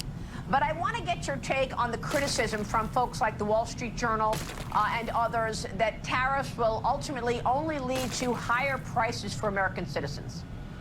Yeah, thank you, Maria. I think there's a theoretical academic theory that free trade works for everyone. And it may in a theoretical standpoint, but in reality, free trade, what's so-called free trade, has been very damaging for American industries. So now we have a $1.2 trillion trade deficit. We have devastation in many of our manufacturing communities, while the foreigners that are producing to export here are all prospering. So we need to level the playing field and protect American manufacturing. It's crucial that we have a solid industrial base and that we produce the things that are essential for our economy and for our defense industry. And the best way to level the playing field if you operation is by using strategic tariffs. That will not only restore American manufacturing, it also raise revenues to reduce the deficit. So you are on board with President Trump's idea that if they think that they're going to bring cars in from Mexico, cheaply made, and sell them to American citizens, they will face triple-digit tariffs?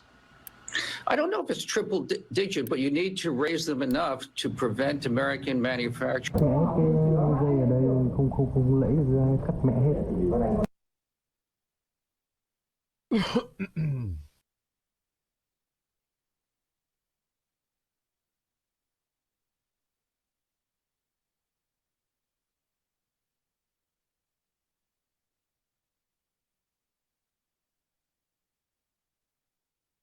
Between oat milk and almond milk, which should I drink?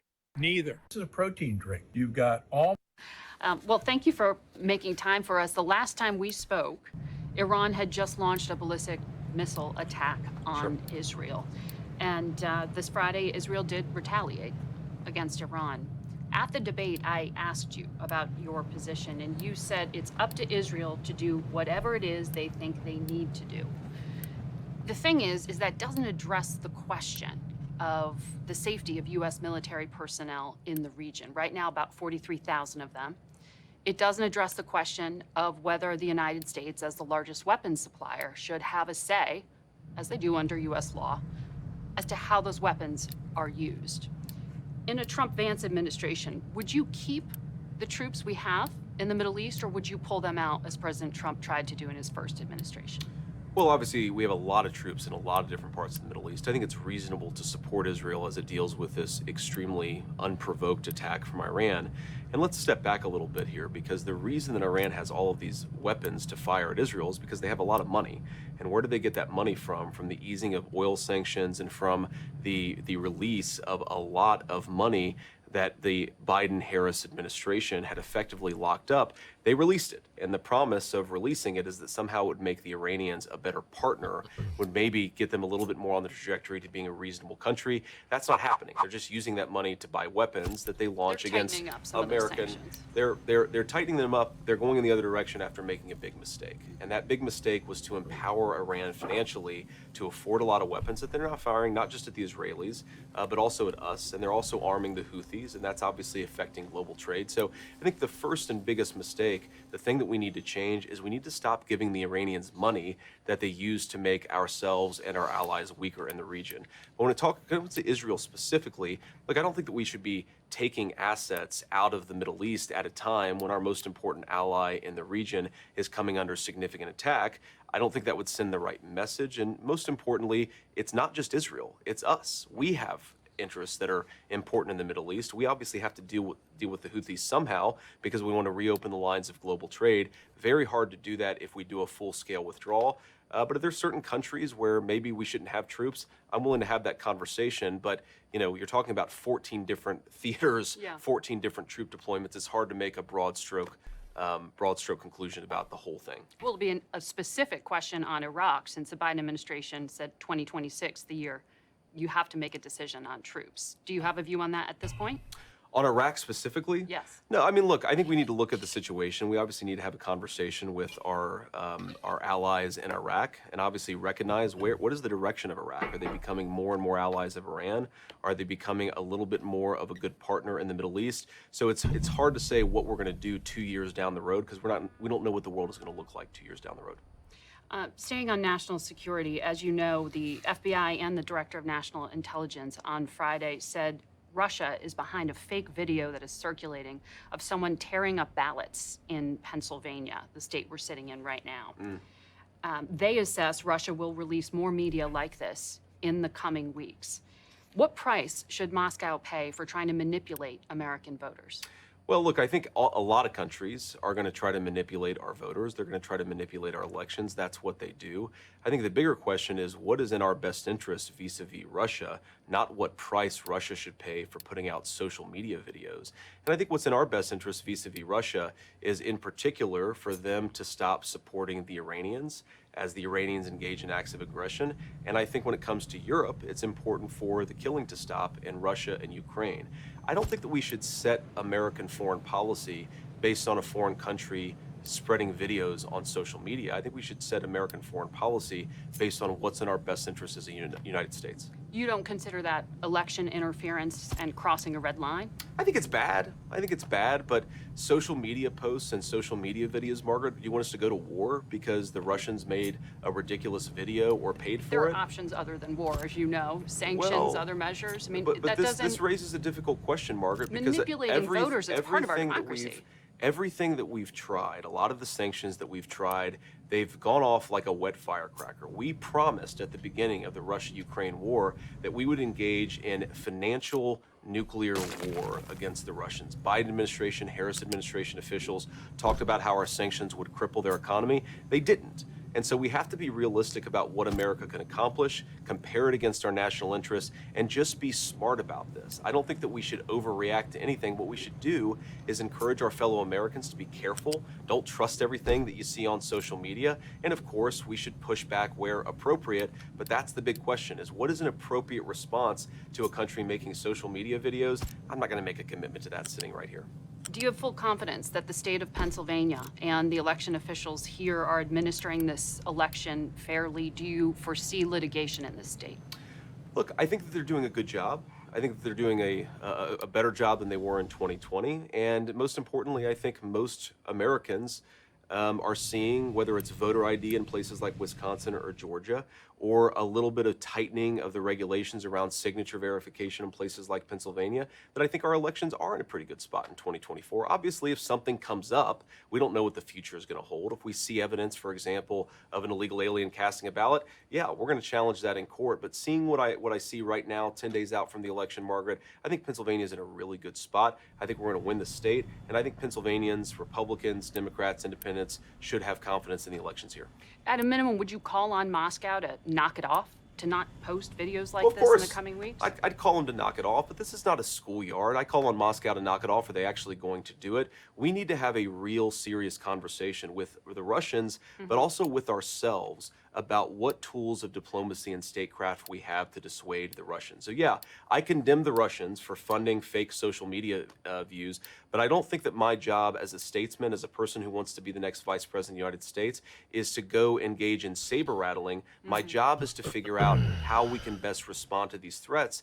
And unfortunately, thanks to Kamala Harris's leadership, we're in a much weaker space vis-a-vis Russia than we were 3.5 years ago. I want to ask you about polling and where we are in this campaign. Sure. Former Republican Congresswoman Liz Cheney called you and Donald Trump misogynistic pigs. She urged voters to look at what you have said in the past, and she said of you personally, quote, "You've got a real women problem." Do you think your ticket has a women problem?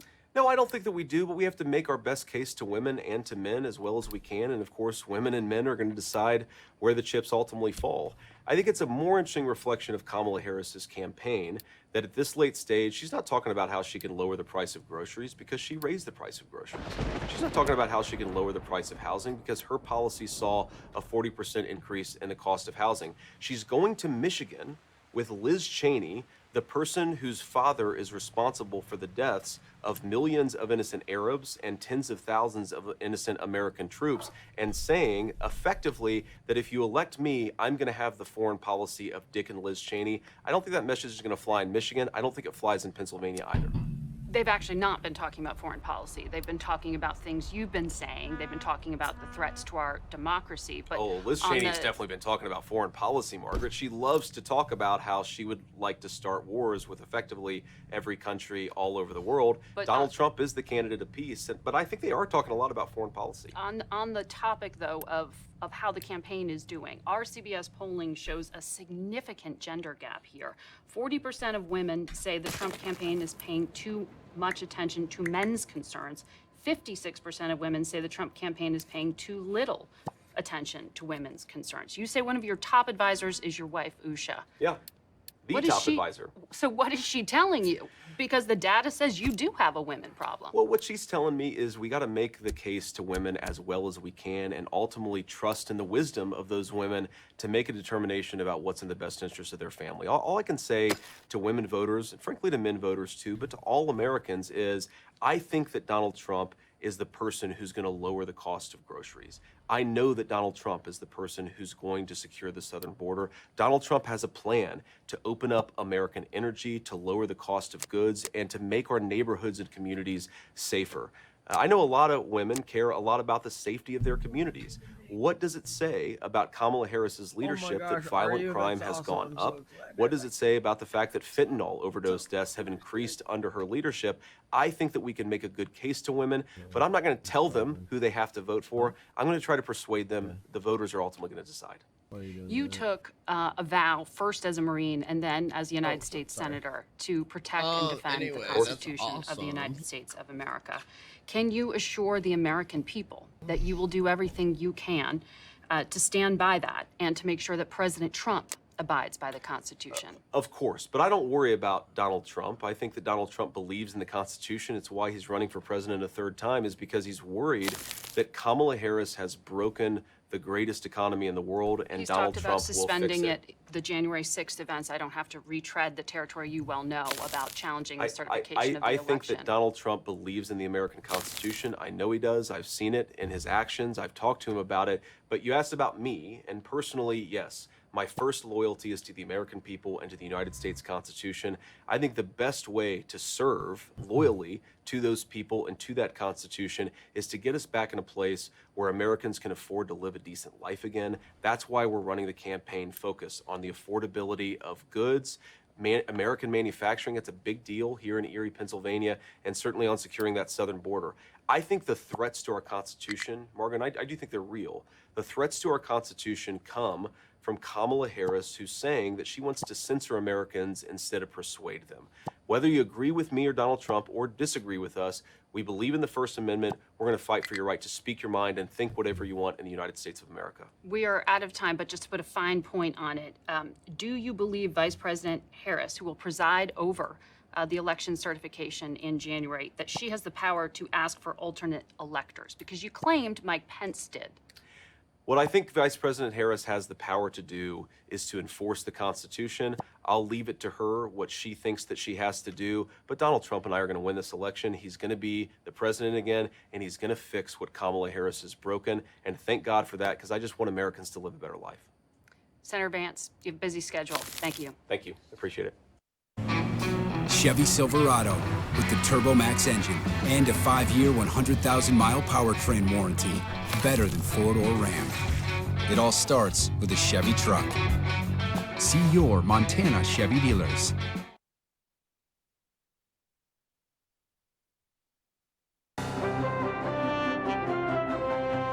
Welcome back to Face the Nation. With a closer look at our new CBS poll, we're joined by our Executive Director of Elections and Surveys, Anthony Salvanto.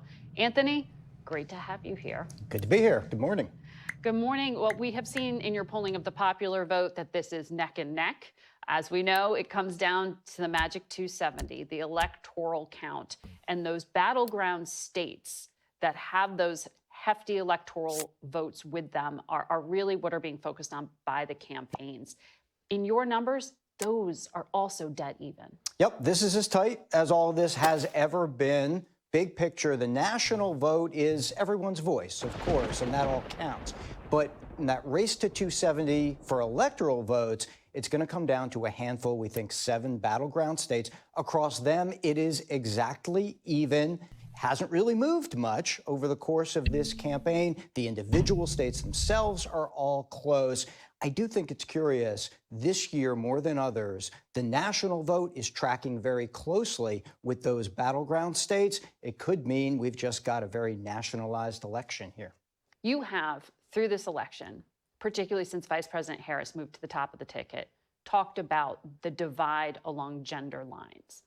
What are you hearing from voters? So that gender gap, which is now in our polling the largest we've seen yet this year, is driven by a couple of things, I think, starting with people's views on larger societal factors. We ask people, what do you think about U.S. efforts to promote more gender equality? When people say those efforts they believe have gone too far, and that's a little more men who say that, they're voting overwhelmingly for Donald Trump. When people say those efforts haven't gone far enough, and many women say that, they're voting overwhelmingly for Kamala Harris. Those numbers are pretty stark. They really are, and it's one of the biggest splits in the election. It's a reminder that the gender gap isn't just a crosstab on a poll report. It's people expressing views about the candidates as well as the larger direction of society, frankly. And then the other part of this is when they do evaluate the candidates, you see some differences. For example, you see more men saying they believe Donald Trump would be a strong leader. Although when you ask them, they say it's not necessarily because he's a man. But at the same time, look at this measure we've been following all throughout this campaign, which is who has the mental and cognitive health to serve as president. Folks will recall we were tracking that when Joe Biden was the nominee, and his numbers dropping on that was important. Okay, now Harris has the advantage on that, and particularly among women, who are much more likely to say that only she has the mental and cognitive health. So it also affects these views of the candidates as well, these splits between men and women. Which is kind of a remarkable question to begin with in and of itself. But you have been talking about for a very long time the huge factor the economy is, or perception of the economy is for Donald Trump supporters. The Democrats are putting reproductive health care front and center. Is that bet working for them? Well, it motivates the Democratic base. And that's important because we may have a very turnout determining election here, right? But at the same time, I do notice that the number of people who say abortion is a major factor in their vote has been fairly steady throughout this campaign, hasn't really gone above the low 50%. And one might think that if the Democrats were getting more traction on that those numbers would go higher. And frankly, they haven't. At the same time, on the economy, you know, Kamala Harris has been trying to separate herself from Joe Biden a little bit. And we do see in the polling more people start to say they're evaluating her on her proposals. She's cut a little bit into Donald Trump's advantage on what really is a central question. Are you better off, or would you be better off financially under which of these candidates? Trump still has the edge on that, though. She hasn't cut quite far enough in it, and so he maintains that edge for people who say that the economy is their top issue. Rhetoric has been extremely heated throughout this campaign, but both of them are now arguing the other is the threat to democracy itself. How are voters reacting? So a couple of things. One is you see each side does think the other one is a threat. And each side does think that democracy is under threat, albeit for different reasons, number one. Number two, though, you do see Donald Trump has often gotten a proportion of voters who feel that the whole system is broken. And I think that's really central to understanding part of his appeal. So that hasn't changed much. What you do see, and you can ask people how they want the government to work overall. And by and large, voters say they'd like the two parties to negotiate and cooperate. There are some hardcore partisans who just like their party to run everything. But there is always a component, and there is here, of people who say that they want one strong leader to cut through all of this. It happens to be a little more among younger voters, a little more among young men. And we do see more of Donald Trump supporters saying that relative to Kamala Harris supporters. This, for a larger context, does happen sometimes in democracies if you have a decline of trust in institutions, which we have also seen. It's not the majority, but that view is out there. And that allows itself to have more manipulation of perception and what voters are thinking. It's a dangerous thing you just put your finger on. And that's why I want to, Anthony, set some expectations here on clarity. People remember days when on election night it was clear who the winner was. In very tight races, it's not going to be clear, and it may take some time. U.S. intelligence is warning there are bad actors looking to manipulate how long it may take and to manipulate your mind. What expectations should we have for the vote count? The first word is patience. You're right that it will take a while for all our expectations. A lot of these battleground states, it's not just that they're close, it's that they've got millions of votes to count. And especially some of the larger counties may take them late into the night. It may very well go another day, another couple of days before all those get counted. We may need to see all of those votes before we can determine who's won. So patience is the watchword here. But the other thing is, we are at CBS News going to show you how this unfolds all along. I am going to show you from the data desk where the outstanding vote is, what's been reported, what the implications of all of it are in real time, so that you can watch it unfold along with us. And I think that'll be important. You don't want to just see a few votes get reported and think that's the way it's all going to go. You really have to have that patience. I would add this. Most Americans may very well cast their ballots before Election Day, right? We've got mail vote, we've got early in person.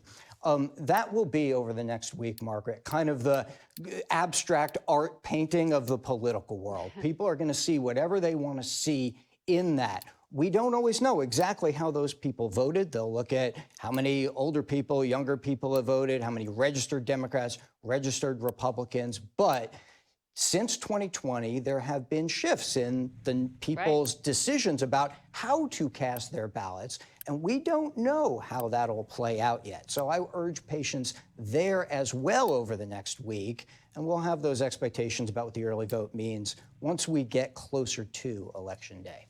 And we're going to speak on this program with the secretaries of state to understand how they are administering those elections and how quickly each state, each one's different, will know the results. Anthony, thank you. We'll be right back. We turn now to the top election officials in 2 battleground states. Arizona Secretary of State Adrian Fontes joins us from Phoenix, and Secretary of the Commonwealth of Pennsylvania Al Schmidt joins us from Harrisburg. Welcome, and I appreciate the two of you having this conversation in a bipartisan manner. You are in nonpartisan roles as the top election officials in your states. So very quick question to both of you. Secretary Fontes first. Will you commit to certifying the election results even if the winner is of the opposite political party? Yes, without question, that's our duty, and I believe all of my colleagues across the country would do the same. Secretary Schmidt? Absolutely, without any hesitation whatsoever. Now that we've set the table on the very basics here, I want to ask you about some of the recent news. The FBI director said this past week it is incomprehensible and unacceptable that election workers have to be worried about their security. But here we are, and we know the Department of Justice just this past week did indict individuals for making threats to workers in both of your states. Secretary Fontes, one of my CBS colleagues is reporting Maricopa County is significantly increasing security and using drones, using fencing and other measures. I've read news organizations say there are going to be snipers on top of tabulation centers. First of all, is that true? That seems extraordinary. And is that based on specific threat intelligence? Well, first and foremost, the authority and jurisdiction over the specific tabulation centers are within the counties. My office provides support for all of them, and frankly, we don't get into the specifics when it comes to our safety and security protocols, particularly the source or frequency or nature of any of the specific threats. We are in the kind of a circumstance right now where we're taking whatever precautions are necessary to ensure not just the security of the vote, but of all of our employees, our workers at the polls, at our tabulation centers, and of course, keeping first and foremost in mind the safety and security of our voters. Can you say at a minimum whether that's increased from what you had to do in 2020? It's absolutely completely different from 2020. In fact, I remember in 2018, our greatest security threat was a rattlesnake in the parking lot at the Pinnacle Peak precinct. So this is a radically different set of circumstances that we are dealing with, but we are prepared and we're going to have a secure election. Secretary Schmidt, what have you had to do in the Commonwealth?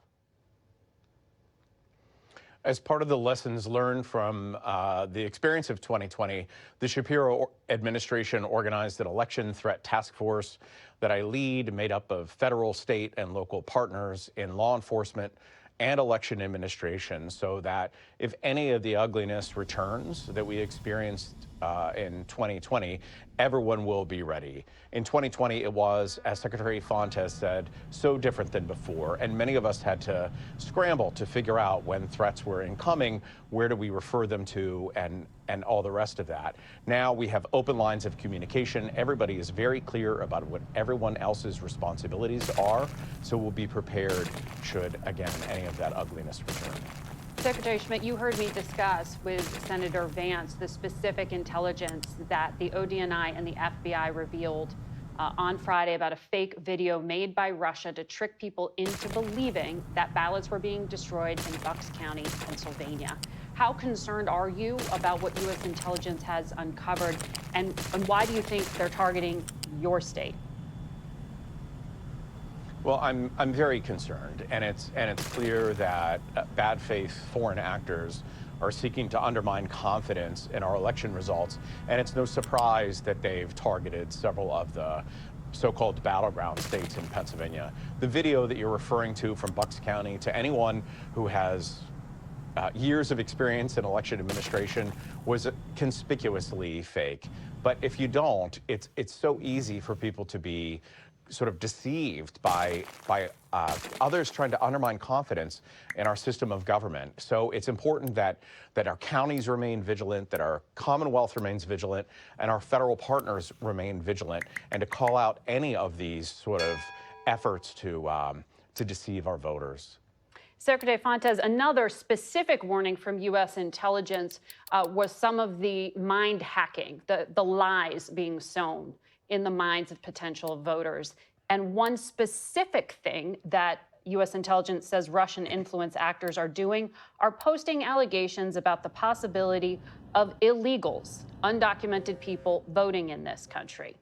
You are a border state. We have heard a number of Republican officials, including on this program, try to argue that this is a real concern. Elon Musk is arguing that and amplifying that. What are you doing in Arizona to make sure that non-citizens are not voting in federal elections, which is already against the law?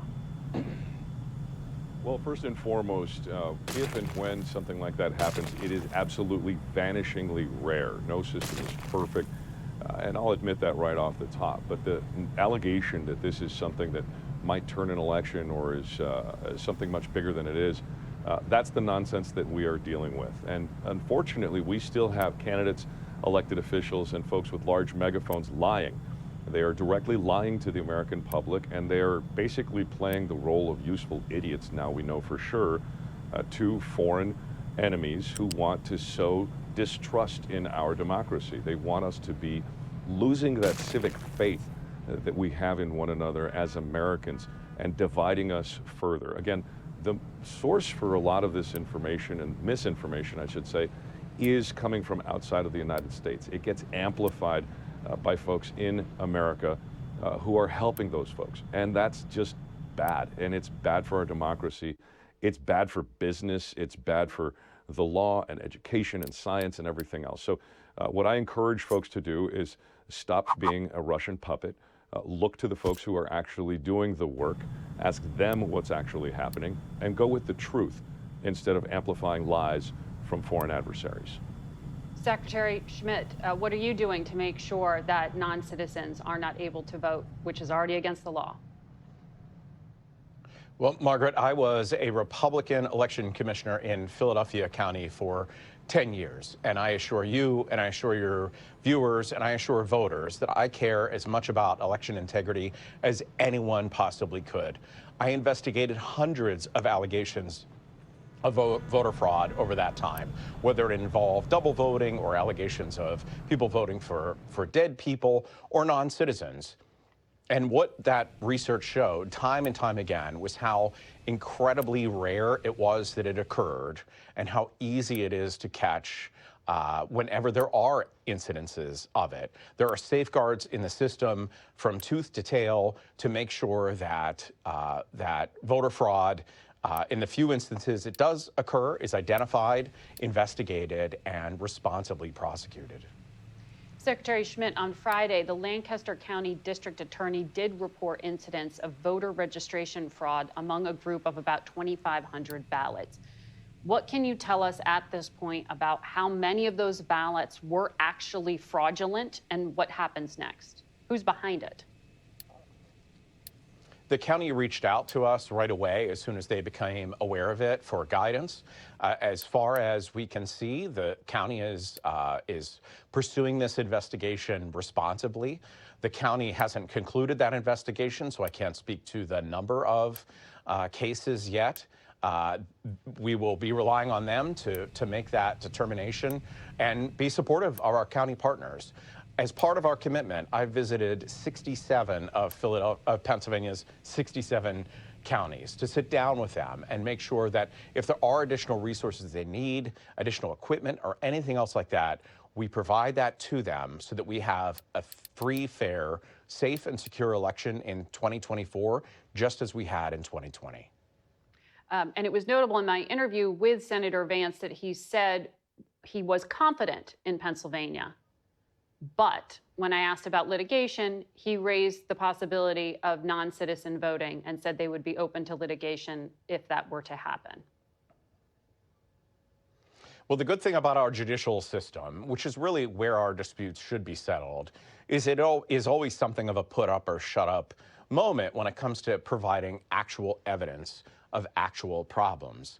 And that when people are involved in litigation and lawsuits, they have to present that evidence. And I think that's why time and time again, in many dozens of cases in 2020, every one of those cases upheld that our elections were accurate and that were not susceptible to any sort of widespread voter fraud or anything like that. Secretary Fontes, 95% of all ballots cast in battleground states will be recorded on paper.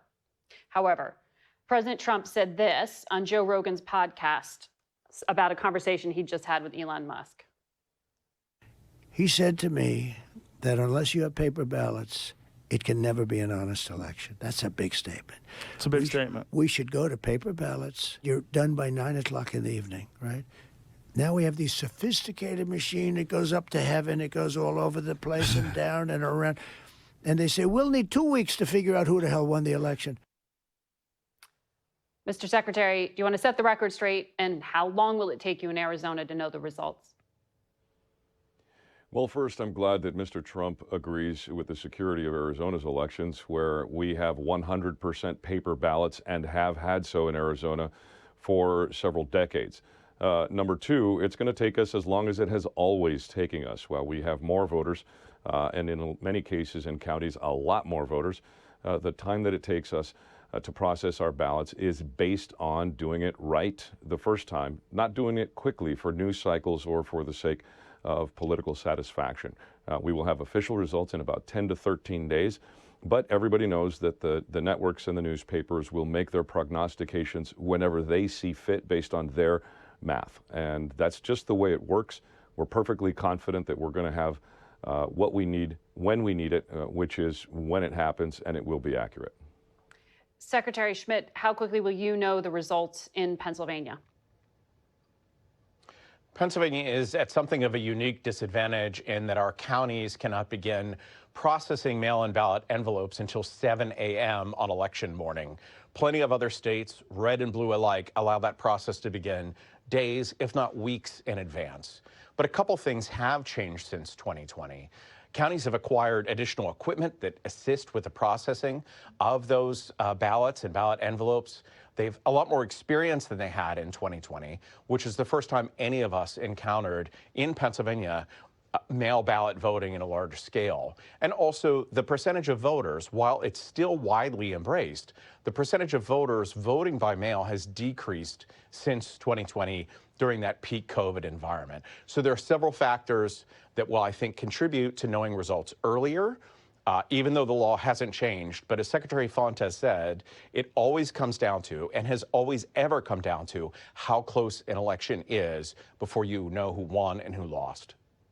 Exactly. And as our Anthony Salvanto, our CBS Elections and Surveys Director, was telling us, this is a tight one. So we will be watching what's happening in your states very carefully. Thank you for level setting with all of us. We'll be back in a moment.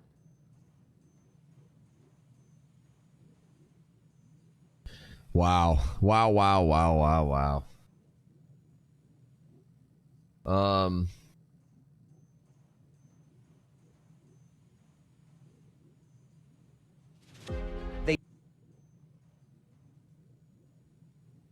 I'm a lifelong Republican. I am a lifelong Republican. I'm sure not voting for that rich out-of-stater Tim Sheehy. I don't trust Tim Sheehy. He's bought up our land and sold off the access. Tim Sheehy would end Medicare. I cannot trust Tim Sheehy, and neither can you. Kamala Harris was joined last night in Michigan by former First Lady Michelle Obama. It was her first appearance on the campaign trail since the Democratic convention, and she once again was making her case against Donald Trump. Can someone tell me why we are once again holding Kamala to a higher standard than her opponent? We expect her to be intelligent and articulate, to have a clear set of policies, to never show too much anger, to prove time and time again that she belongs. But for Trump, we expect nothing at all. No understanding of policy, no ability to put together a coherent argument, no honesty, no decency, no morals. Instead, too many people are willing to write off his childish, mean-spirited antics by saying, well, Trump's just being Trump. All right, let's bring in top Trump ally, Senator Lindsey Graham of South Carolina. Great to have you in studio. Quite an intro for you there from Michelle Obama. Yeah, I think she's not undecided. Clearly. So, but let me just ask you just straight up, where do you think this race stands? I like where we're at. The issues that mean the most to independents in your own poll are immigration, the economy, and inflation. And Biden won independents by 13 in 2020 in your poll. She's up by 1, so I really like where we're at. 61% of the people in the New York Times poll said we're on the wrong track. So that's the number I look at most, Jonathan, is wrong track. If you're an incumbent, and she is, and 60% of the people plus believe the nation's on the wrong track, and Trump is still leading on the issues most important to people in their daily lives, Trump wins. And she's clearly trying to turn this into a referendum. About him. You know, not a referendum, but a choice. Yeah. Who do you want? Right. But let me ask you in terms of Trump's closing arguments. I think I know where you think they should be, but he's been all over the place. You know, there's the enemy within stuff. Yeah, he was on with Joe Rogan for 3 hours, talking about, among other things, life on Mars. What do you think he needs to do? What should the closing argument be? Just go back to what people care about the most. People are hurting. Inflation is high. The economy is turned the wrong way. Immigration is broken. Kamala Harris's America is you basically have to mortgage your house to fill up your car, and when you go to the gas station, you're likely to get robbed by an illegal immigrant, and your daughter's playing against some guy in volleyball. I mean, that's the America that people don't like. And Michelle Obama's a good person. She's very articulate. But every time the Obamas pick the Democratic nominee, we win. You know, Obama picked Clinton. We beat her.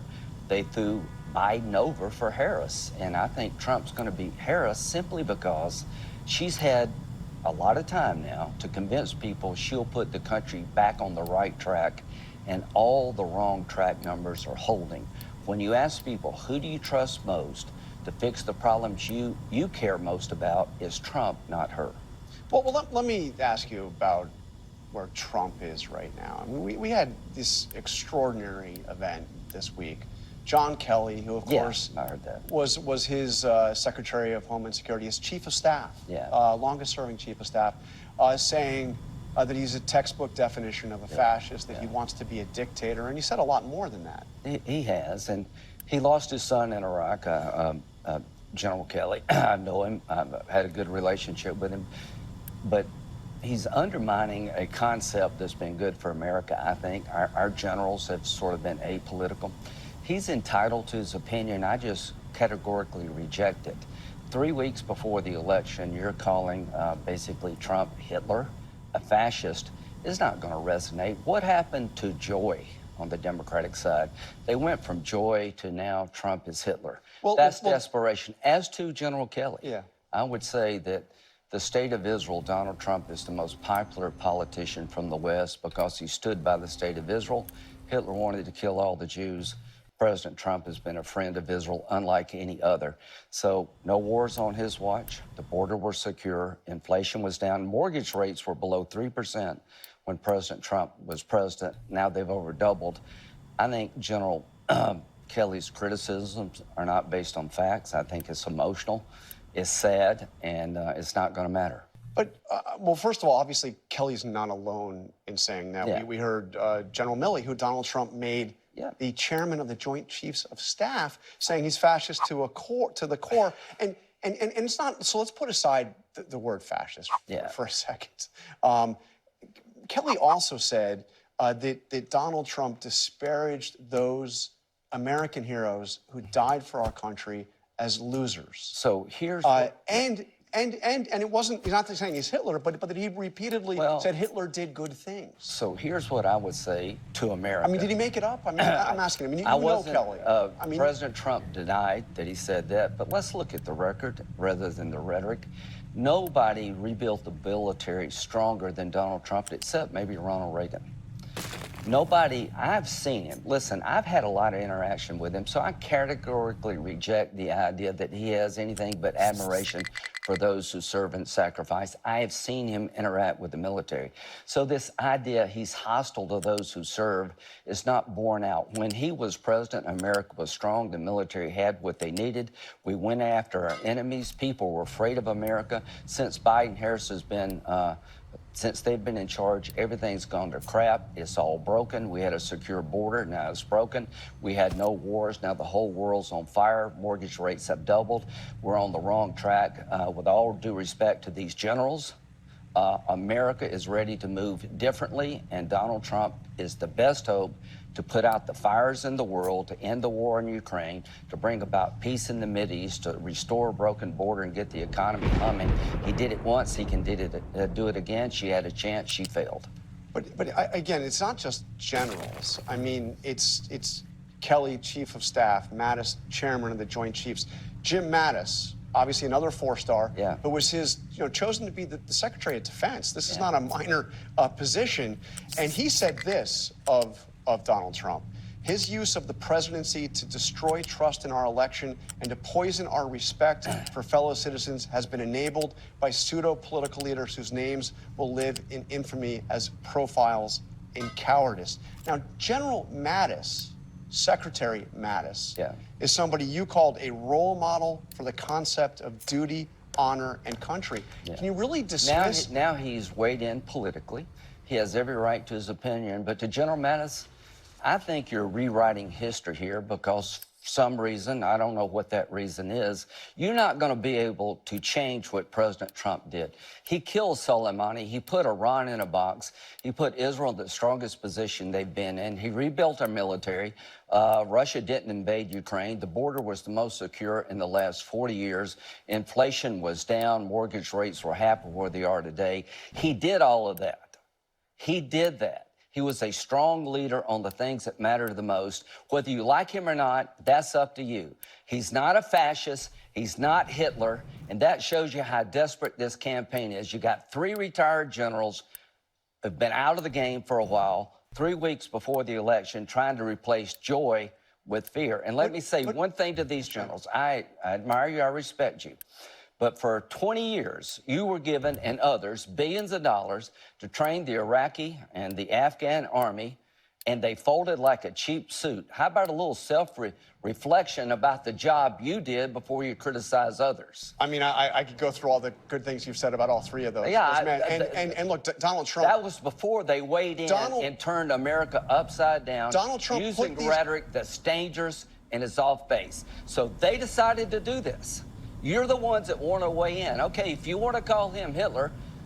They didn't call him Hitler. Well, what they did is they warned they're trying to scare of what Americans they saw. that this man can't fix the problems we need fixed. I reject that. I was there too. I was around him. I don't think he's a fascist. I thought he was a very strong president at a time we needed a strong president. I think he will be a strong president to get this country back on track, to revive our economy, to secure our border, and put out fires. They're telling you they want 4 more years of Kamala Harris and 4 more years of the same policy. To these generals, you're trying to tell America that things are good now, they're terrible now. And if she's elected based on your advice, everything goes to hell at home and abroad. So reject their advice. Now you have been very critical of the generals, 2 of them using the word fascist. Mitch McConnell and Secretary and Speaker Johnson have been very critical, saying this is inciting violence. How dare you call Donald Trump a fascist? Let me just play you a little bit about what Donald Trump has had to say about Kamala Harris.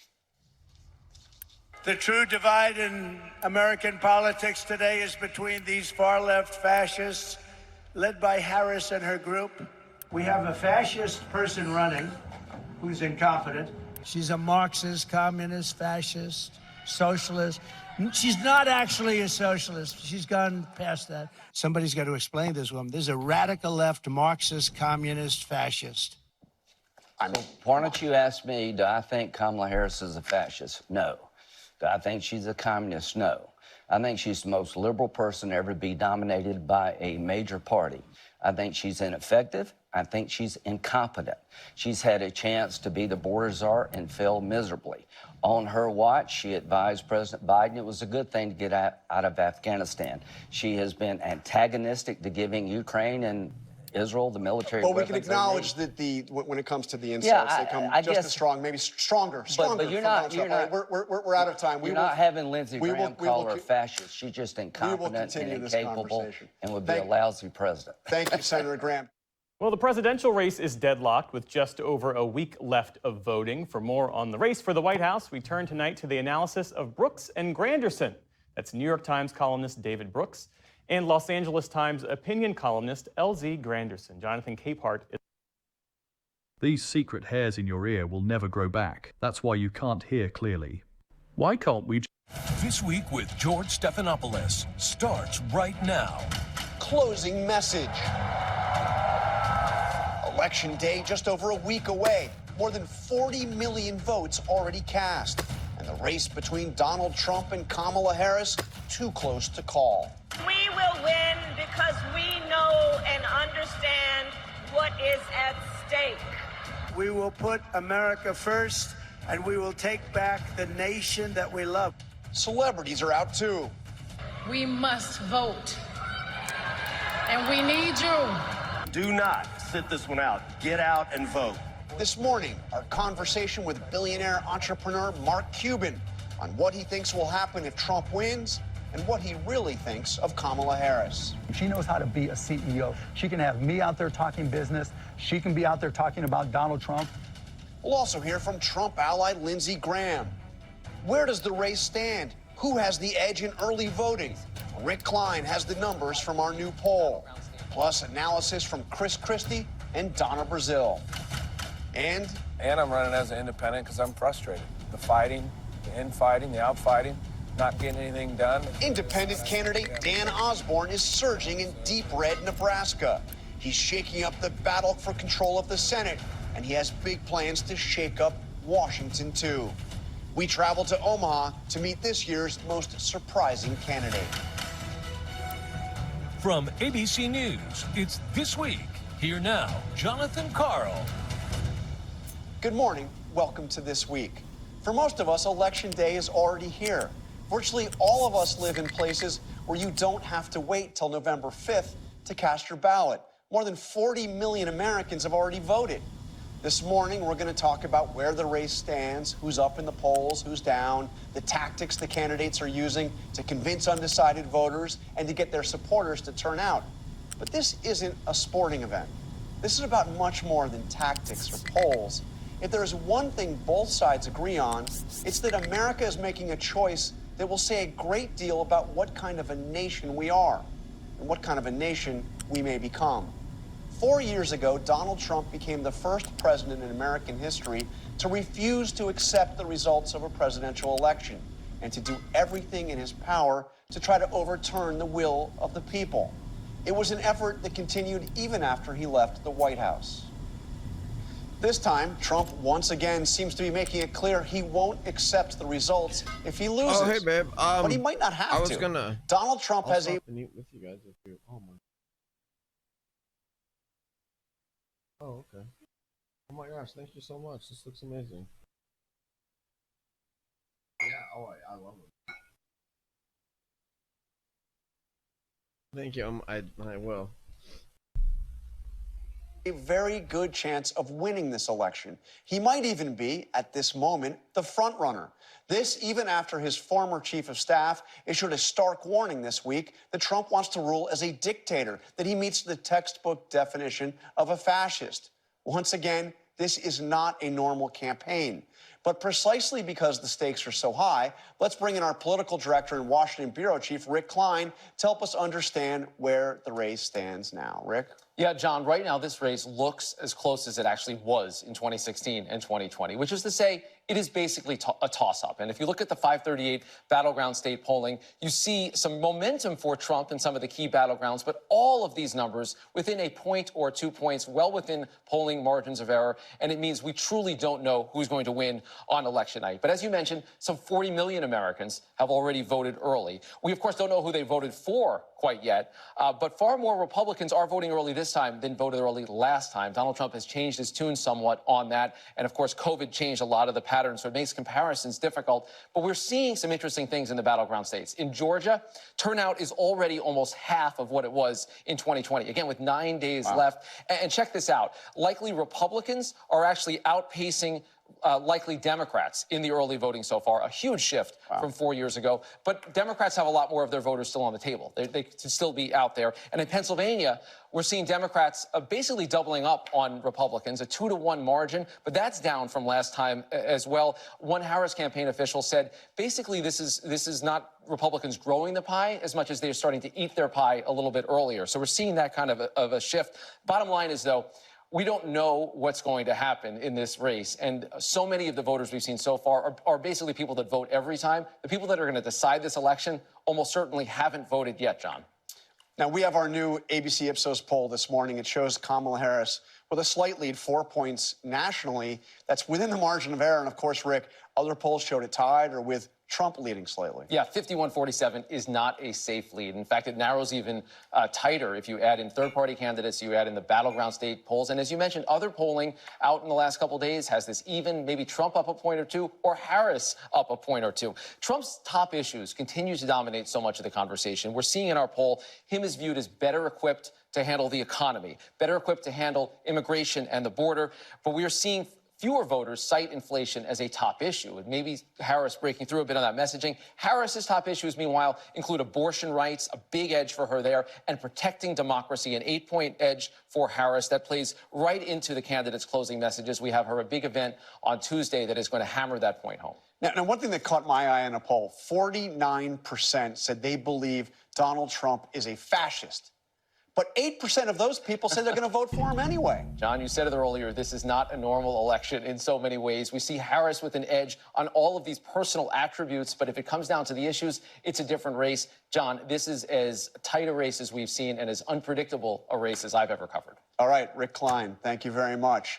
Kamala Harris was joined last night in Michigan by former First Lady Michelle Obama.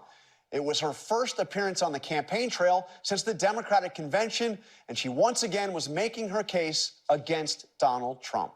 Can someone tell me why we are once again holding Kamala to a higher standard than her opponent? We expect her to be intelligent and articulate, to have a clear set of policies, to never show too much anger, to prove time and time again that she belongs. But for Trump, we expect nothing at all. No understanding of policy, no ability to put together a coherent argument, no honesty, no decency, no morals. Instead, too many people are willing to write off his childish, mean-spirited antics by saying, well, Trump's just being Trump. All right, let's bring in top Trump ally, Senator Lindsey Graham of South Carolina. Great to have you in studio. Quite an intro for you there from Michelle Obama. Yeah, I think she's not undecided. Clearly. So, but let me just ask you just straight up, where do you think this race stands? I like where we're at. The issues that mean the most to independents in your own poll are immigration, the economy. She's going to win. John Tester claims to fight for Montanans, but instead, he's living the high life in Washington, while 1 in 12... Easily. So I've heard you say a couple times that she's not a good salesperson. Right. Isn't that important, not just in a campaign, but in being president? Well, there's different types of salespeople, right? There are salespeople with lousy products that have to oversell. That's Donald Trump. Then there's other salespeople who may not be as boisterous and relentless, but know that they have a great product, so they don't have to be boisterous and relentless. That's Kamala Harris. Now, Trump has a basic message which he gives, and it's not all based on facts, to say the least. But the basic thing is, the economy was great when I was president. It's a total disaster ever since, Biden took over. I'm going to make it great again. What do you say to people who are saying, look? You can use whatever metric you want. The economy is in great shape. That does not mean every single individual in this country is experiencing all the goodness of the economy, but that was the same under the Trump administration as well. You know, the stock market's at record high, the GDP's at record high, real wages are greater than inflation now. Inflation is back down, you know, in the 2.5–3% range variably. Jobs are still, you know, we're getting an incredible jobs report. This goes back to the salesmanship, and this applies to Joe Biden. You know, I'm not going to throw Joe on the bus, but he's not a great salesperson. Donald Trump is saying this stuff that's not true, and you know the old saying, you repeat a lie enough, people will start believing. Now, you're not a Democrat. No. You're not a Republican. No. I think for myself. So, you voted for Nikki Haley in the Republican primary. Yeah. Would you be supporting her right now if she was the Republican nominee? Not against Kamala, against Biden, maybe. And what do you make of Kamala? Now, you spent time with her. Sure. You've gotten to know her more. You've been out there with her. Yeah. What's your sense of her? Like, what kind of president would she be? I think she'd be great because she's open-minded. She's not an ideologue. She's not dogmatic. She wants to get input from everybody. I haven't given her a penny. People think, oh, you're giving her a lot of money. No, I haven't given a penny. Why haven't you? I haven't given a penny to a candidate since 2002. Yeah, and it was just like, my attitude is if I have a good idea and if I feel passionate about the candidate, I'll help. I don't want them to work with me because I paid them to work with me. What did you think of Harris when she was running for president the first time around, 2019? I think I wasn't paying attention. Yeah. But look, when you... But you know the position she took. She was a Medicare for all, it was a Green New Deal. But she was representing the state of California. You can call it the People's Republic of California, right? And so when you have a far left state, you know, you're gonna do what those your citizens want. When you're representing the United States of America, it's a much broader and But she took those positions when she was starting to run for president. I get that. You know, I get that. But here's where we are now. That was not a very long-lived run, and I think she learned the hard way that certain. Do you think she believed that stuff, or was she doing it to run? I think she believed it for sure. But you know, I mean, look, she has to speak for herself on those things. What I do like about her is she continuously says she's open-minded, and she's proved it. You know, I've changed a lot of my positions in the past 5 years. Donald Trump has changed his. I think a lot of reasonable people have changed theirs. And, you know, to say this was your position for Medicare for all, this was your position on whatever it may be, and to be shocked that somebody changed their mind, it's a bigger shock that someone's shocked. Has she done a good enough job explaining to people why she's changed her mind? On the border, for instance. I mean, she's done a good enough job. You know, there's two elements there. One, she's only been running for 13 weeks. And when she started to run, when she replaced Joe Biden, she had a deficit in awareness. You know, even Donald Trump would say, I don't even know who Harris is. You guys know who Harris is? And she had negative favorables. And so she had to spend the last 13 weeks just letting people get to know her and, you know, getting to see that she is vibrant, she is smart, she is open-minded. And so when you're trying to win that battle, you're not going to answer all the specifics of every, you know, have the opportunity to answer all the specifics. And the proof is in the pudding. She went from, as I said, negatives and, you know, being right where Joe Biden is. And in 13 weeks, they're in a dead heat and it's a toss-up. Well, that's one way to look at it. Another way to look at it is that look at the incoming that Trump has had. I mean, he's got his former chief of staff saying that he's a fascist, that he admired Hitler, that he called American heroes suckers and losers because they died in battle for America, and the race is still tied. Yeah. Well, I mean, 13 weeks. You know, again, in 13 weeks, how far can anybody go? She's done an amazing thing that I think will be written favorably about in the history books. To go from nowhere, you know, from the outhouse to the penthouse, that's not easy. Now, she's called Trump a fascist now, too. What do you make of that? I mean, it's, you know, it's not far from him calling her a communist. Well, he's actually called her a fascist, too. He's called her a fascist, too, right? Yeah, so, everything. I mean, the name calling, you know, in a normal world, the two parties would get together and say, let's just stop this name calling, right? Let's just focus on the issues. But this is not a normal world. Donald Trump is not a normal candidate. And I think it's not a stretch to call Donald Trump a fascist. You talked about the people in his cabinet that spoke the same way. You know, he's talking about the enemy within and going after people using the military. He's talked about mass deportations where, you know, they'll stop people on the street and check their papers. What does that remind you of? Talking about, you know, knocking on doors and pulling people out and deporting them. What does that remind you of? That's pretty damn close to fascism, if not the definition of fascism. So at the risk of going full Shark Tank, I want to show you Fire something. away. Friday nights on ABC. Something that Kevin O'Leary said just the other about this. The Jan 6 deal has been in the market forever. This rhetoric from people saying Trump is a Nazi and a fascist in the market forever. Do you really want to spend your closing statements on old stuff that's already needled into 45% of the country that hates him? You know, that's like, I'm sorry, Mrs. Lincoln, you know, but let's not talk about that. Let's talk about the play. If there, okay. Honestly, 2.5 hours. All right, guys, I'm gonna go do some yard work. Unfortunately, I want to kind of I've got some cleanup and stuff to do, and especially now, my yard guy came today and did a whole bunch of stuff. I've got even more to do, so I'm gonna go work on the yard, guys. Thank you guys for being here. We'll do more stuff later. Thank you guys. I literally like hardly said a word this entire stream, guys. I like hardly said a word. I got 23 viewers. We were just playing that game and watching and listening to the Sunday shows, which was very, very enjoyable for me. I don't know how much you guys enjoyed that, but watching me play Captain of Industry, I love playing Captain of Industry.